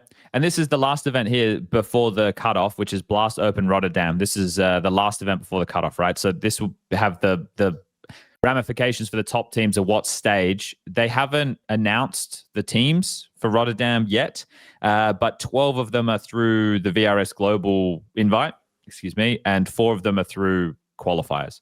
So there's 1 for Europe, 1 for North America, 1 for South America, and 1 for Asia. Oh, it's coming from February anyway. I thought you meant it's sorry. Yeah, well, yeah. You're talking about the invite date. I'm just saying, the VRS date, yeah. So the reason we're doing this right now, everyone, is Rotterdam is at the point of where you're going to essentially know most of the teams. At this point as well, for the lower tier, the teams like tier 2 and on the cusp, they're all going to probably be battling at those smaller local lands that we saw ramp up at the end of last season. That'll all be happening around this time. So end of March, expect a bit of a bonanza, then April kicks off, and then we know who's going to be invited. And then that just makes it a little bit more difficult down this stretch, right? So you take a look, we go, PGL Bucharest is going to be taking place literally in the middle of the cutoff. IEM Rio then happens, so this will be important for a team like Furia. We don't know if the Fisher event's going to happen. Blast Rivals will happen, but that's only an 8-team event. So it's like teams getting in reps against one another in the lead into the major. Then we've got the Astana versus Atlanta situation. And then finally there's CAC, which is just before the major. It's $1 million tournament and something that maybe some of those teams at the tail end of the top 32 of the major might have to go to for points for next season, or maybe to do what Ash was saying, to like get a win. Because then the major just kicks off a couple of days later. So you know it's going to be the same thing as we saw this year with CAC. I know they had to go down to tier 2, so it was like worse than it was supposed to be, but I don't expect more than like 2-3 top 10 teams like an Aurora, you know, some of these on the cusp to say yes to this, to be honest. Okay, so just taking a look at this, Ash, anything crazy with this? You know, this is obviously only the elite level events, or at least the majority of the elite level events. Is there anything leaping off the page concerning you? Any thoughts on this in general? Yeah, I think I just find it a little bit strange that like the ones that really matter are the ones that matter for the major, right? And then like a team like someone like CAC, they put so much investment and everything, and then they put it right way after the cutoff date. But personally, I don't really understand why you as a tournament organizer would push for like these are the dates we want. It's right when we don't know, like the unpredictability, like you said. Like I think last time was just FaZe went, and FaZe had to. They got there like foot, I'm pretty sure. They almost got defaulted, I think, as well. Because yeah, the travel from EPL, because they made it into the 3rd place decider and they had to play against, was it Mouse or someone? Yeah, the travel day was late. Yeah. Yeah, so I think I just find that weird that these like it almost looks more interesting after the cutoff for me, like the tournaments, than before. But why would this teams like there must be a lot of competition just before the cutoff, I think. And I'm actually surprised there's so few events before the VRS cutoff. Like if you're a Blast Open Rotterdam, like I look at the invites, there's not many slots here at all, and it just looks like the teams that are just invited to those are almost instantly going to get a place there because there's not enough games for everyone else. And I don't know if there's going to be even more clamor for like CCT and things like this, because there's not a lot of games. You have a bad start to the season here. I think you're already getting cut off. This is it. The two events that have the larger formats, actually 3, but this one's online, so it counts for very little. There are 3 events. There are 3 events with larger formats before we get there, like a 32-team, 24-team, and another 24-team event. But the problem with 2 of the 3 is they have an online portion, which really detracts from the points. It's like, what are we fucking doing, man? I mean, it's kind of crazy that like out of these, the 2 biggest events in terms of footprint on the calendar are actually the 2 least important in terms of what it actually will do on the in terms of impact on the VRS and all that, and how many of those matches actually matter. Because as I said, Bounty, you actually do have to win that first LAN game to get any real value out of it, even if you're a bad team. Bad in terms of ranking on the VRS, and EPL is going to be kind of the same thing. Like, it is going to be a bit more important than it used to be with the online group stage, but it's still going to be pretty, like, it's not going to have that much value if you're even like a top 15, top 20 team, unless you get, all the way to the arena and then get to do something there. You know what's worse is then next season EPL is only going to be 16 teams, but it'll all be LAN. So then it's just like another one of these open events. At least it has 18 playoffs though. Yeah, at least that's an improvement. Yeah, that's true. That's true. Okay, no more 16 playoffs, please. 2027. You were saying that there was some interesting stuff about the Rio and the Atlanta Open. Qualifiers. Was it closed? No, it was Rio team? And Rio. Well, Rio in general for the invites, right? Because we've already seen that. I think Mongol skipped it, and who was the other team? FaZe. Oh, the event itself. That's right. They put them out quite early. Yes, yeah. Let me stop sharing my screen again. Sorry. Yeah, FaZe and Mongols are the two that skipped Rio. There are also a few more that skipped the global qualifier. VSL are doing this new kind of format of qualifying for these events where they have like a global qualifier where everybody other than the Americas goes effectively. You can and then you can travel to Europe for it, or you don't want to travel to Europe for it, then you have to say no. You get invited, you get to make the choice. Right, exactly. But that's good. It's not good, obviously, if you don't have money to travel, but at least they get the opportunity to compete if they can afford it. So that's okay. I don't mind that. Okay. Yeah, so there are a few teams that just declined that, but nothing like that crazy out of the ordinary. It would have been like an NIP, Astralis, and some of these teams. And I think those guys will maybe play in the Blast stuff around a similar. I can't remember now how it goes, but those are the two interesting ones. And then EPL, we were talking about already. That's Vitality and who's the other team that said no? Falcons. Yeah, you said that before already. So those are the interesting ones. Yeah. Okay. Well, Simple, someone in chat just said is about to play in the IEM Rio closed qualifier against Ursa. So you can go watch some BC game with Aragorn. He's going to be very familiar with that because Ursa is a hero in Dota 2. Yep. So that'll be exciting for him. He knows all about that. Now, we know all of you only watch the show and comment on YouTube to win the Vitality jersey. And we're going to give our winner his nod. But we're going to go through some of the other comments that came through. So this is in conjunction with Stake. Every week in the YouTube comments, the top comment will get itself the jersey. Now, these aren't the top comments. These are just some of the top comments, right? It's not the top comment, but some of the top comments. I hope that makes sense. First one, Striker, you bum. You dodged the question twice. You keep saying Donk needs to make the final. ZywOo won because he made the final. Chad's response, along with everyone else's, is simple. Then that's not an individual award. Donk can't control how his team plays. The guy has a 1.41 rating. If he had ZywOo's team, it would have been over before the desk finished their introduction. People agree because ZywOo's team had one of the best runs ever last year, and they can't separate ZywOo from team results, which is fine for a team award. In no world did ZywOo play better than Donk individually. The people say it, the stats you guys invented say it, and if you ask any player, if you remove team results and look strictly at individual performance, it's Donk. There you go. Yeah, I already replied to that comment. I'm not going to bother anymore. I just wanted to read it. It felt like the guy put a lot of effort into it. It does look like it was reading as well. It looks like it's written by AI. The next one, man, if it was that would be the biggest joke on me, by the way, because I've been replying to some of these like throughout the last couple of weeks. That would be sad. Do we throw Ash in the mix and get his opinion? Ash, who was your best player of 2025? Man, I think the best player award should go to the best player, but that also, I think it was you, Striker, who posted something about the playoffs or something, comparing both of them, and it seemed like the first half of the year seemed very similar, and then in the second half of the year, as I would kind of wipe the floor with him a little bit. That changed my mind in a way, but I still feel personally the best player in the world is Donk. The people in the comments are going to love this, Ash. They're going to love it. The people in the comments can't stop talking about it, so they're going to love it. They're going to lap this. I mean, it's people say that, but like the odds and people predicting it was like 90% towards ZywOo or something. Yeah. So it's just vocal. I think that's how I thought as well. I felt like Donk is the better player, but ZywOo was going to win the award. But I just the only problem I have with the award is kind of called it's called best player of the year, right?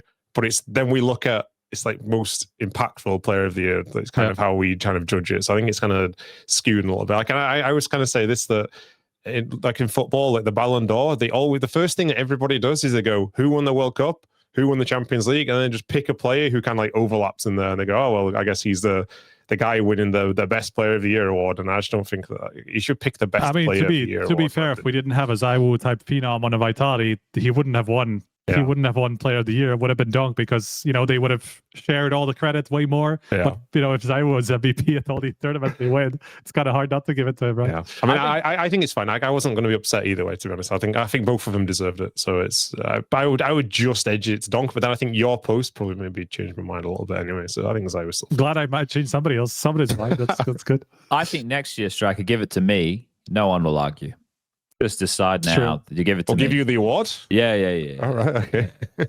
Okay. We had another comment here from Astro. He says, maybe the way to beat Vitality is to change fuck you Apex to love you Apex. Okay, kill him with kindness.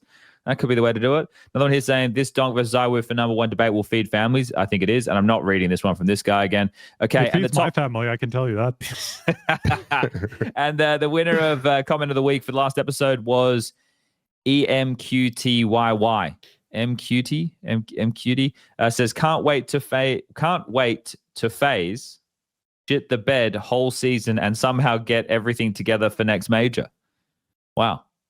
Okay, congratulations. Is that hate or is it a compliment? It's kind of hard to tell. It's towing the line a little bit. It's like it's backhanded, It's yeah, back on the compliment. Yeah.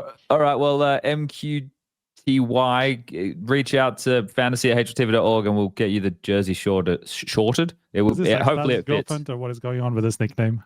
Whose?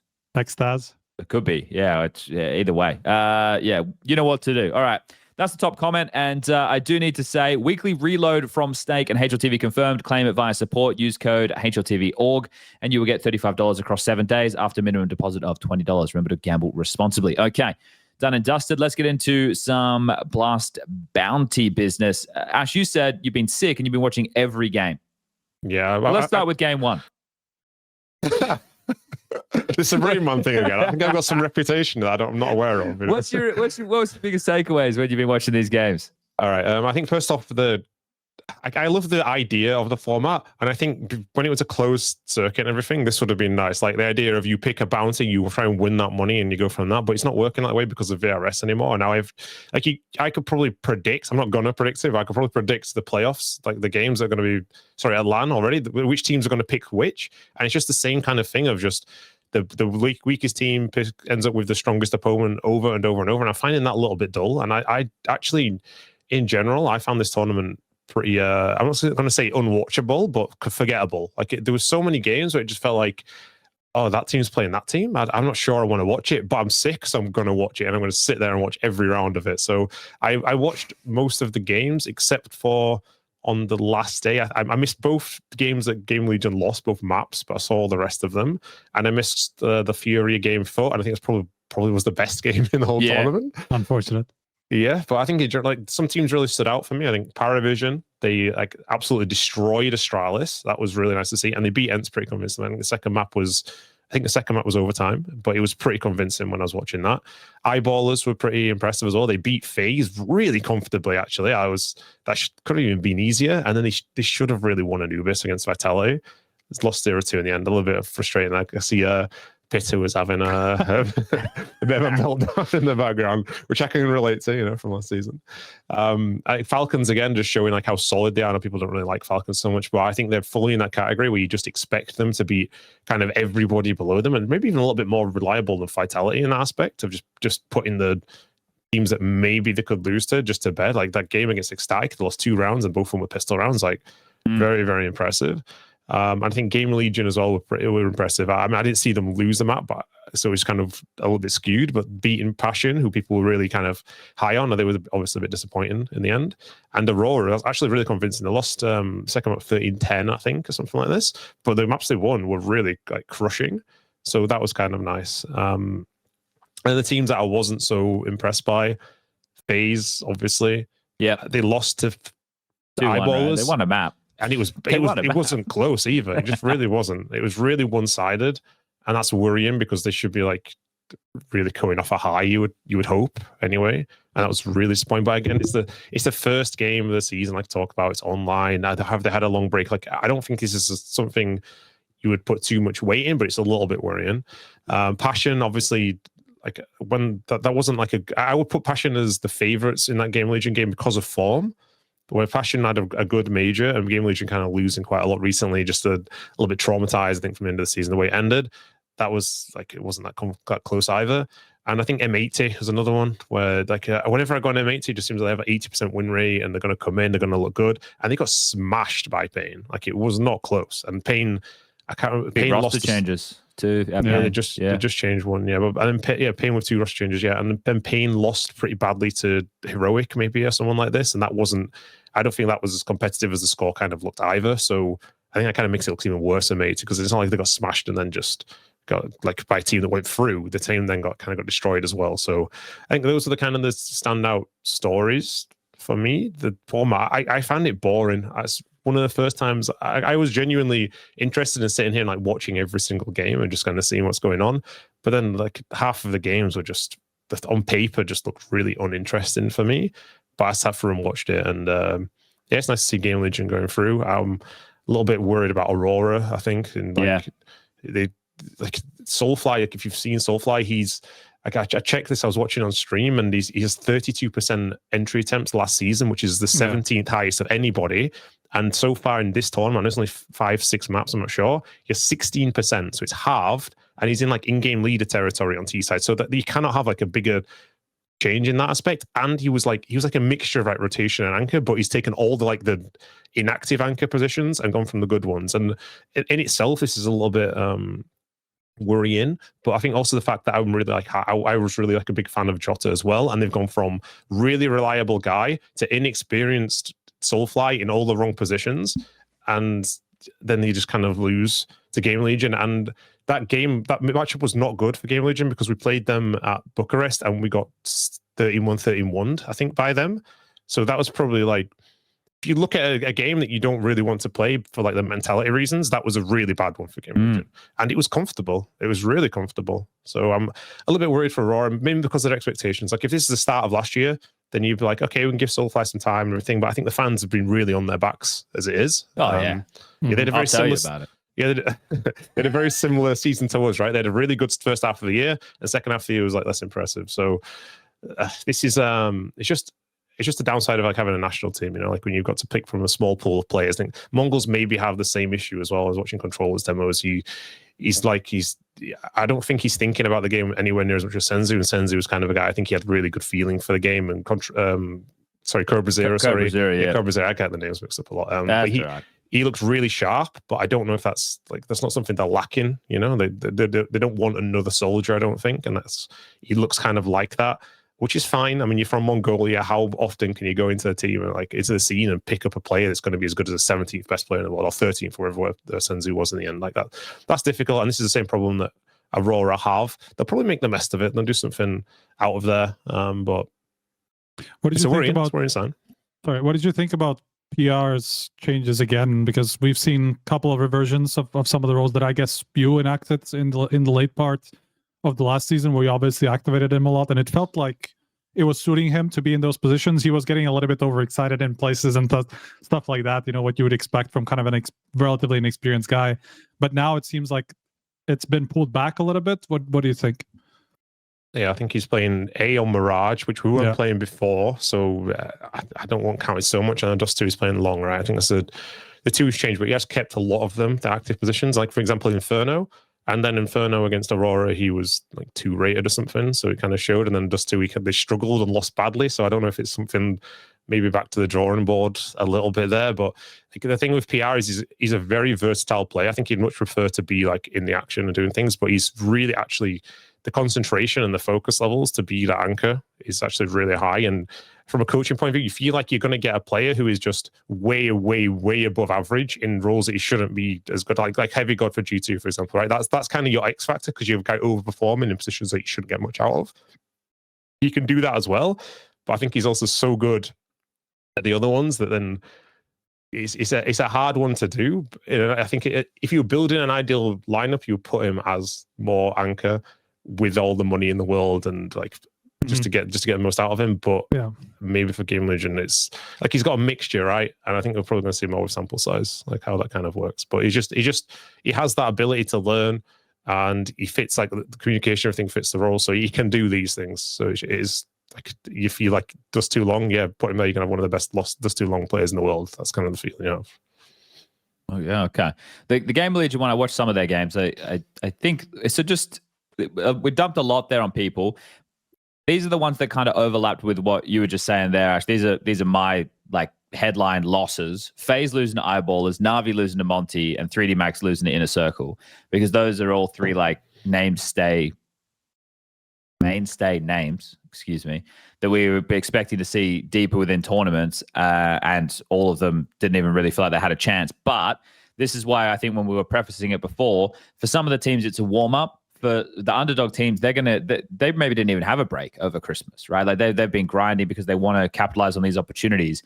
And you know, the proposition of what matters to either squad is different, right? Like it's like one team is giga hyped that they even get the opportunity to play against FaZe. The other team is like, oh fuck, we're just in a major final and now we're playing online Counter-Strike to start the season. It's like, oh, so it's not to detract from the lower teams and say that like these wins don't matter. They do matter. They matter very much to these teams. It's just, it depends on people's perspective on where they're looking at this from. And that's why when I see community sentiment about these results, I have a hard time understanding what we're doing. Like when I see people be like, oh, these guys fucking, it's like, well, no, let's contextualize this. I think that's important to do. Like it's great to see a team like Foot, who we know had a pretty decent showing at the tail end of last year after they got picked up and they were no longer the Navi Academy. And then they tried a player before Lonks, right? But then I forget who it was. Who did they try before Lonks?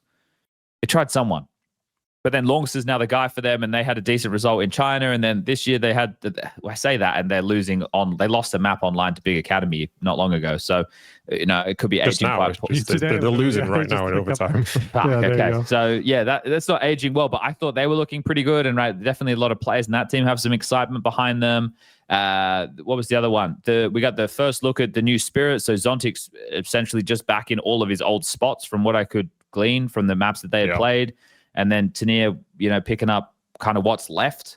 So, you know, Spirit did the job. They didn't look crazy impressive, but again, same context, online, new roster. Let's see what they have in LAN. And then Zvej has the same power going for him. Now he's in a team where there's less expectation, but it's still a decent team, and he was just owning, right? So those are like he's also not entering for donk every round, you know, so that helps the guy probably.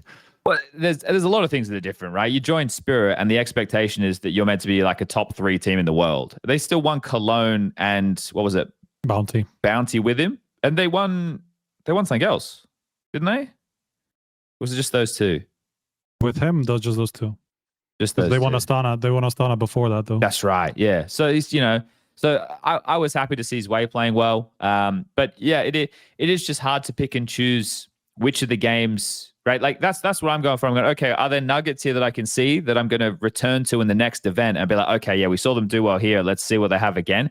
And I think that it's most important, obviously, for the teams playing Krakow, right, gauging how they went. So for stage 1 of Krakow, we have G2, Aurora, Liquid, 3D Max, Astralis, Pain, Passion, Bait, Paravision, Legacy, Gamer Legion, Heroic, Foot, NIP, NRG, and BC Game. Almost all of those teams we just saw, and we have at least something to go off of. And then the stage 2 teams are Vitality, Furia, Falcons, Mouse, FaZe, Spirit, Navi, and the Mongols. So we come in, we already would have had, surely guys, just, and maybe I'm crazy, we would have still had questions about the form to expect from FaZe and Navi. I know they had an uptick at the major, but that doesn't just exonerate them when we go, oh, they're good now. Or did we? Did you guys? It's also we don't do that for one online match where they fuck it up. You know? Just say they're not good now. You know, that's the reason why I didn't even mention them. You know, because I saw Navi Monte aren't that bad. Navi a little bit hit and miss. I think at the best of times. Like even with FaZe, I kind of like, should I even mention that? But it just I think it's more the mana they lost rather than they lost, and the same kind of with Navi. Like maybe there's some alarm bells because I thought they had quite a poor year last year, and then they've kind of saved it. Same with FaZe, I guess, at the major. Yes, agreed.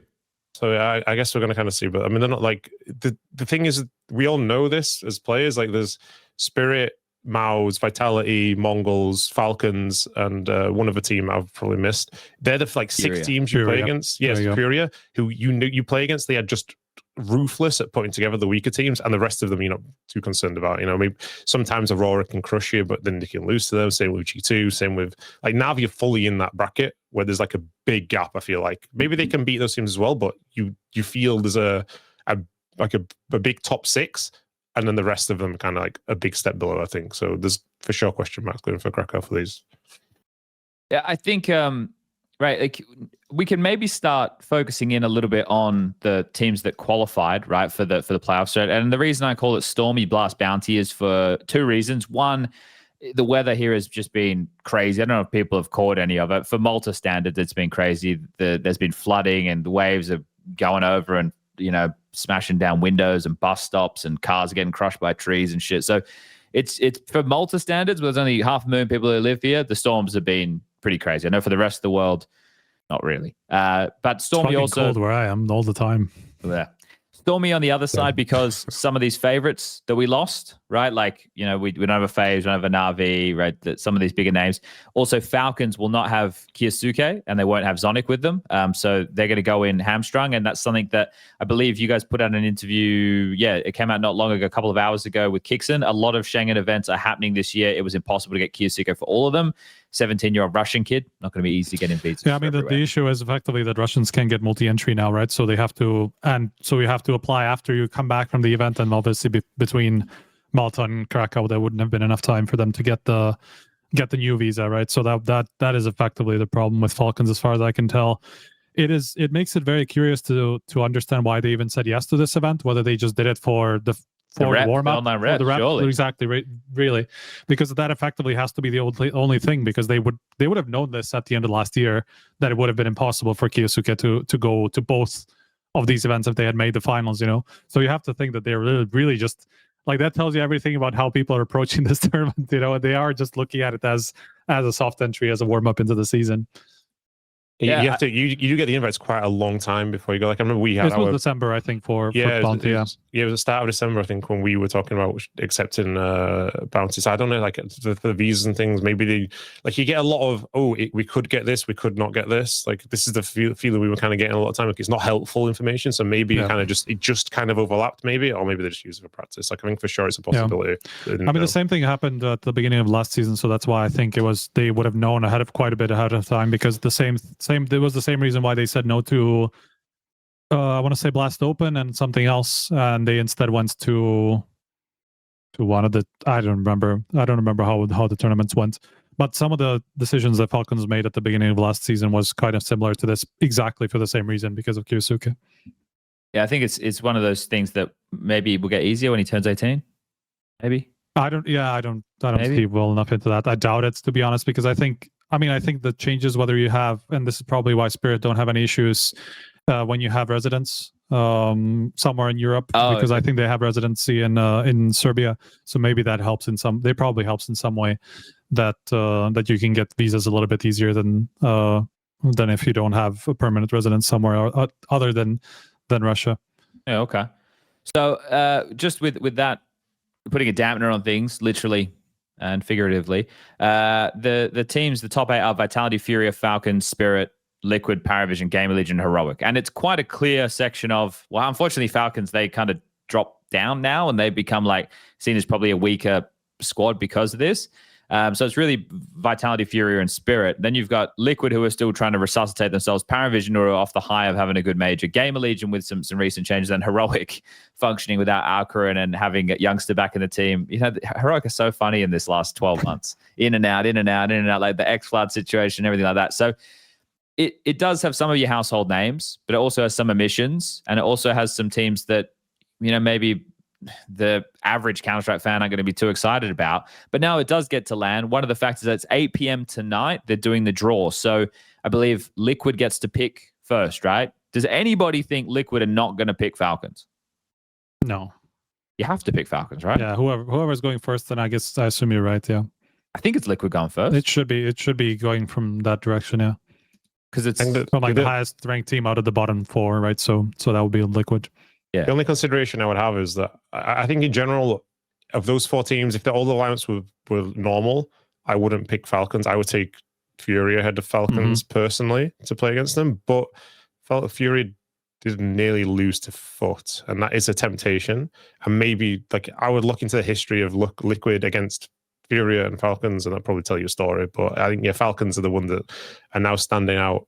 I think probably what will happen is Nico will play his old roles, and this other guy will probably take his other ones. That would be one that makes sense to me. That'd be interesting to see, like, because when you think about it, if they were just knowing they were going to use these online games as reps, then you come into there's no bad taste that can be left in your mouth now, right? Like you played the reps online, you completed the goal. We qualified for the LAN, guys. It's like, okay, kyousuke, you can't come. We'll get this other kid. He can come and play, and then but your confidence isn't going to be tanked no matter what happens now for Falcons, surely. So you're just using this as an opportunity to get some LAN reps in, right? And keep the vibe high. That's what I'd be trying to do. Yeah, I haven't looked into this Nucleon's kid, but looking at his like general profile, he's super high on entering trading openings. So he's probably like a kyousuke type in the first place. He only has 5 maps in his career. Yeah, I know. I'm just saying that's why I don't really know this kid. But from the one time that he played in, it was even on LAN. It was at the late last year. It was one of these open lines type things that I can't remember which one it was. Giveaway. There you go. That's the one that he played. Oh, okay. Yeah. And he was clearly in all those mega aggressive positions. So I'm assuming maybe like I would have thought that you're probably right, just because it's probably would give them a better chance at success. But then they wouldn't have brought this kid in to just put him in like Nico's positions when he's clearly a very 1-to-1 type. Yeah, look, either way, from a bigger picture perspective, people aren't going to be holding their breath for Falcons, right? Yeah. So, we just see what happens there in the wash. It's also curious whether, like, one of the reasons could also be for Falcons that they could give this Nucleon's guy a little bit more experience just in case, they have to replace kyousuke at more events like this, right? I mean, it also contributes to that. That's an interesting point. Yeah, we could see what happens there. Does anyone know who's picking? Like, I think Liquid picked first, then who picked second? I would imagine it's Gamer Legion based on last month's. Let me see how the ranking went in December. I'll check it out. Based on the VRS, right? It should be based on the VRS from the invite date, yes. Or, well, actually, you can change the seating date now, but I don't think that Blast did that. Heroic were above Gamer Legion, actually, at the time. Was it before or after the major? This is before. Okay, so then Paravision would be last, 1st, right? If it goes by that. I'm not 100% certain about that, but it was Heroic, then Paravision. Yeah, Liquid, then Heroic, then Paravision, then Gamer Legion even, 21st. Oh, okay. So Gamer Legion goes last, so they're going to play fucking Vitality probably. So who do you pick if you're Heroic? Eric will pick Fury, I'm pretty sure. Okay, and then Paravision get to pick Spirit or Vitality. That would be very funny, to be honest, Paravision Spirit. And Zwei just I wouldn't be surprised. I wouldn't be surprised if they did that. Well, the other alternative is Vitality. Yeah, I mean, you'd probably... Yeah, that's interesting. I would imagine they would play Spirit. Yeah, there's a chance that this is a consideration you have to think of. Is like I've had so many times down the years where I have like Swedish players against Swedish players, and it's just completely different to everything to normal because they know the guys or they grew up idolizing the guys, and then sometimes you can make them really want to win, and sometimes you can just make them think, oh my god, this like Draken is the best opera of all time. Yeah, I can't do anything about him. Yeah, and you just make Draken like the best player in the world, even though it's like 2025 or something, And maybe Paravision, because they have a very young team, maybe this is something the coaching staff's looking at and going, okay, let's not pick Spirit because I'm worried that everyone's just going to be like, oh, nice shot, Donk, and stuff like this, and oh, Donk is so good. And this can be a big problem, because you need to want to win in the game. You don't want to just be complimenting the other guy and the other team. Like, you need to focus on the round, and if they don't think they can do that, they might just go for Vitality. That won't surprise me, to be honest. Yeah, that's a consideration. No, it is. It's an interesting angle, right? Because like the idolization is very real, right? And beat it out of the man. I think he's just gonna pick Spirit and be like, "Fuck it." Yeah. Hey, look, I guess with the mindset that they're trying to breed over there, Dustard's holding it with an iron fist. So I think he's gonna be fine. Which player was he calling a bot all the time? He was calling something like, I remember watching the content. He would just like always call this one player a bot, and I don't know. I can't really tell the tone. I think it was all of them, to be honest, but I don't know. It was pretty funny. I thought it was, And when I saw Dustin in the major, he's like, "Yeah, I'm rebranding." So maybe we should see if we can get Dustin at some point. I don't know if he'll give us his English, but yeah, we'll have to see. Okay, He's good enough. I agree. I think he is too. Okay, so let's jump into this, shall we, Lucas? Bring up the what are the odds from last week. So last week we did 3 what are the odds, Ash. I did like a short-term one, a long-term one, a mid-term one, and a long-term one. I think the long-term one was will Nico make the top 20 in 2026. The mid-term one was about roster changes before the major cutoff, I think. And then it was this one. Vitality don't win Blast Bounty. So I want to readjust these odds because when we did this last time, they hadn't qualified for the land portion. Now we know all the teams who are going to be there. It's Vitality, it's Furia, it's Falcons who are limping, it's Spirit with 2 new players, even though they're 2 old players, but 2 new players. It's Heroic without an AWPer. It's Are we just backtracking now? What's going on? Huh? Are we just going to backtrack now? No, we're not backtracking. We have new information presented to us now. So now with the new data, right, we're going to... So Ash, where your name is, that was what Prof predicted. So what we want to do now is we want to put a new percentage on Vitality not winning Blast Bounty. The people at home in chat, you can have your vote now as well. Does it seem more likely Vitality win it based off what we saw with the online games, based on the team here? Is it less likely? What do we think? It's Striker. You're always doing it mathematically. Do you want to do it mathematically? Wait, you said 90% chance they won't win Blast Bounty? Yeah. I mean, just on pure odds alone, that's not an unreasonable thing at all to say, like at the beginning of the tournament, because they might not even make it through the online part. There's like 5 other teams who can win it. Like 10% to win a tournament is actually quite high for a team. Right. You know, so this is actually me being relatively reasonable, just not compared to the rest somehow. So, I mean, obviously they have a much more of a chance just because they did make it through the first matches and they survived the online period. It's just 8 teams left. And realistically, I don't think any of us think there's more than 3 realistic candidates for the trophy here because of Falcons not having kyousuke now. Obviously, they could still win it even in this case, just because, yeah, again, it's not the tournament that everybody cares so much about. That can be a little bit random, even in the LAN parts. We saw it with Eternal Fire last year, obviously, like in the first one that they kind of used as a springboard. But still, I would imagine the biggest odds are going to be on Vitality, Fury, and Spirit. I would give them like a good 40% to win based on that. So 60 to not win. Damn. Okay, 60%. Okay, so 40% they do win. Yeah, I feel like I should have fucking done this question differently, but anyway, we're here now. It should have been will Vitality win Blast Bounty, but it doesn't matter. Okay, so you're now down to look at chat. Chat have gone nuts. They've gone crazy. Maybe could they imagine Lucas having a 70% chance to win a tournament going into it with 8 teams in it. You know, there's only realistically 2 teams who can beat them here, right? Yeah, or that we think can beat them. Obviously, there's upset potential outside of that.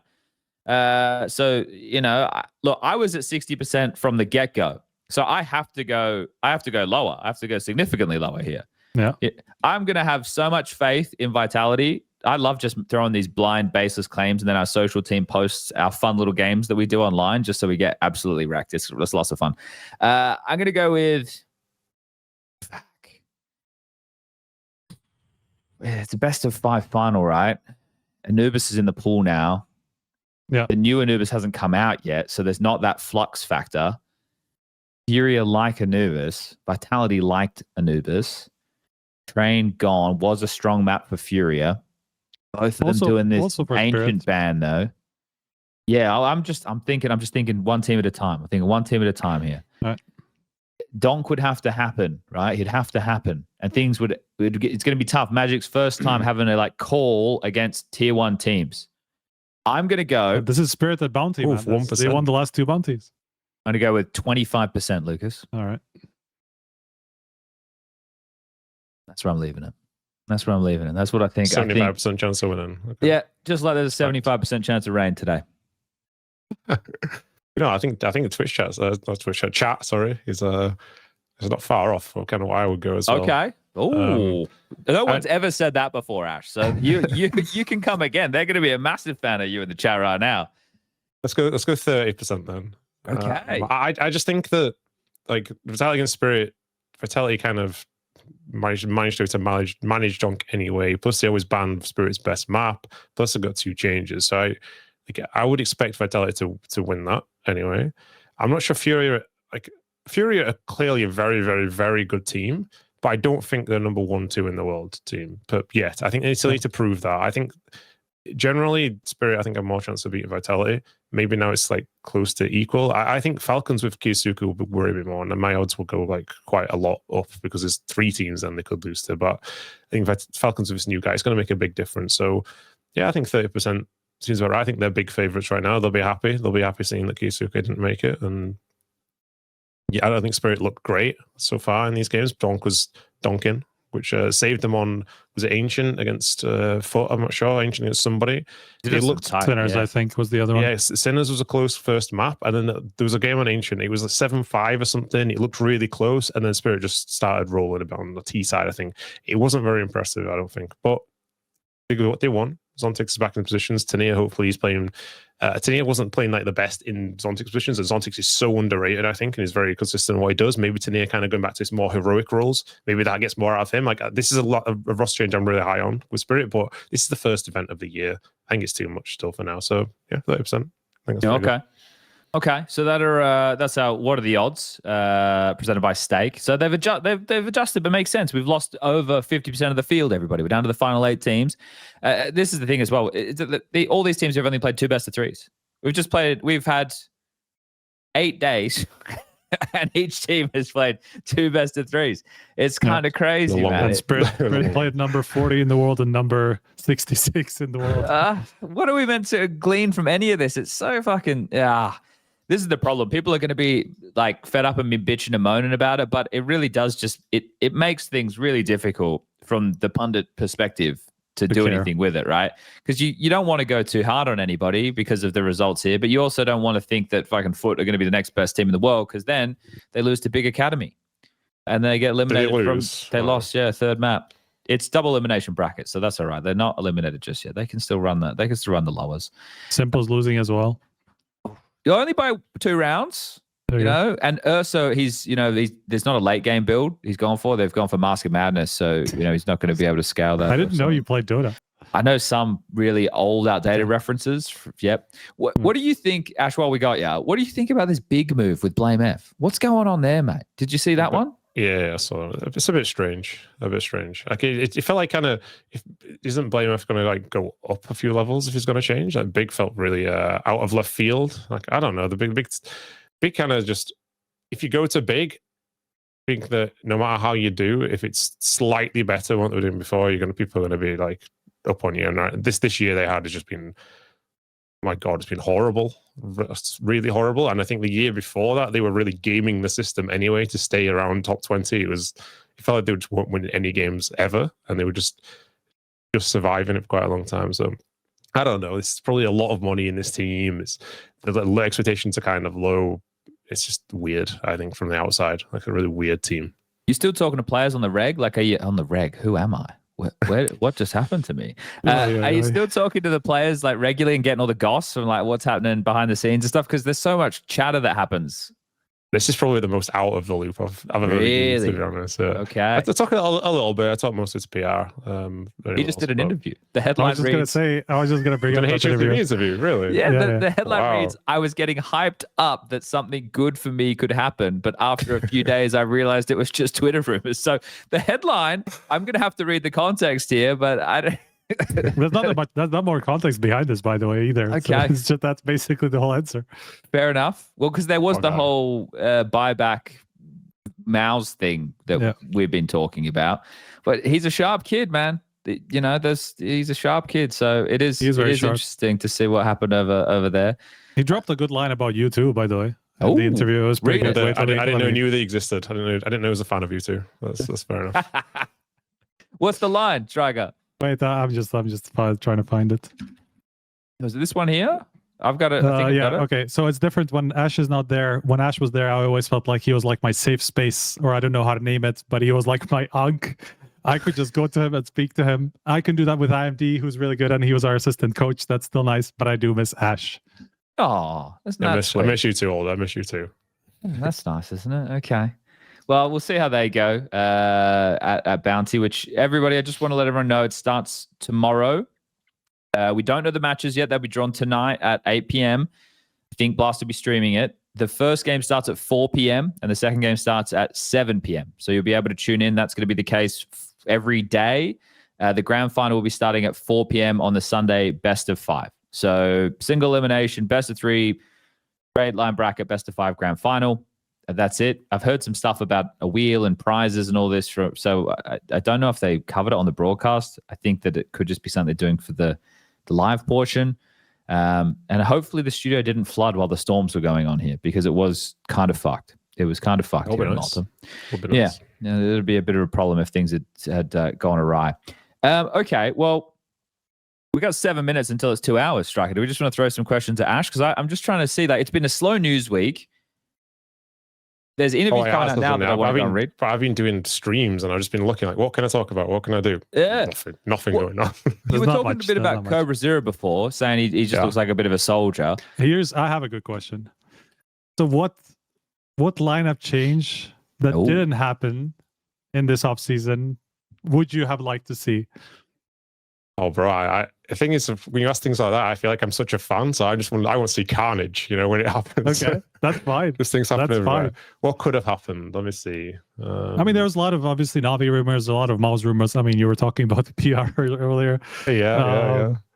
Maybe something with mouse would have been nice, just to like switch up. I think they've just been team for a long time. I mean, obviously, I don't want to like say anyone should lose their job or anything, but when like the fans are kind of, I don't know, if Mouse is a weird place where it feels like you do a fantastic job all the time and the people just don't like you for the sake of it, and I kind of don't like that. Like, they're kind of the opposites of kind of FaZe, who I think did like poor for nearly all of the year, and everyone's like, oh, this is FaZe Clan, when they're like losing to some team you never heard of and just win at the last second. And Mouse just like quietly do a fantastic job, and all of them are really good in their roles, and then everyone goes, oh, they've got no aura or something. Just some really weird way, like some really mean, rude way of putting them down when they're just doing a good job, but they're not as liked on social media. Yeah. So if maybe just like something that made the fans like them more and gave them more credit, that would have been kind of nice to see. So like karrigan for Brawler or something, that's like the ultimate aura.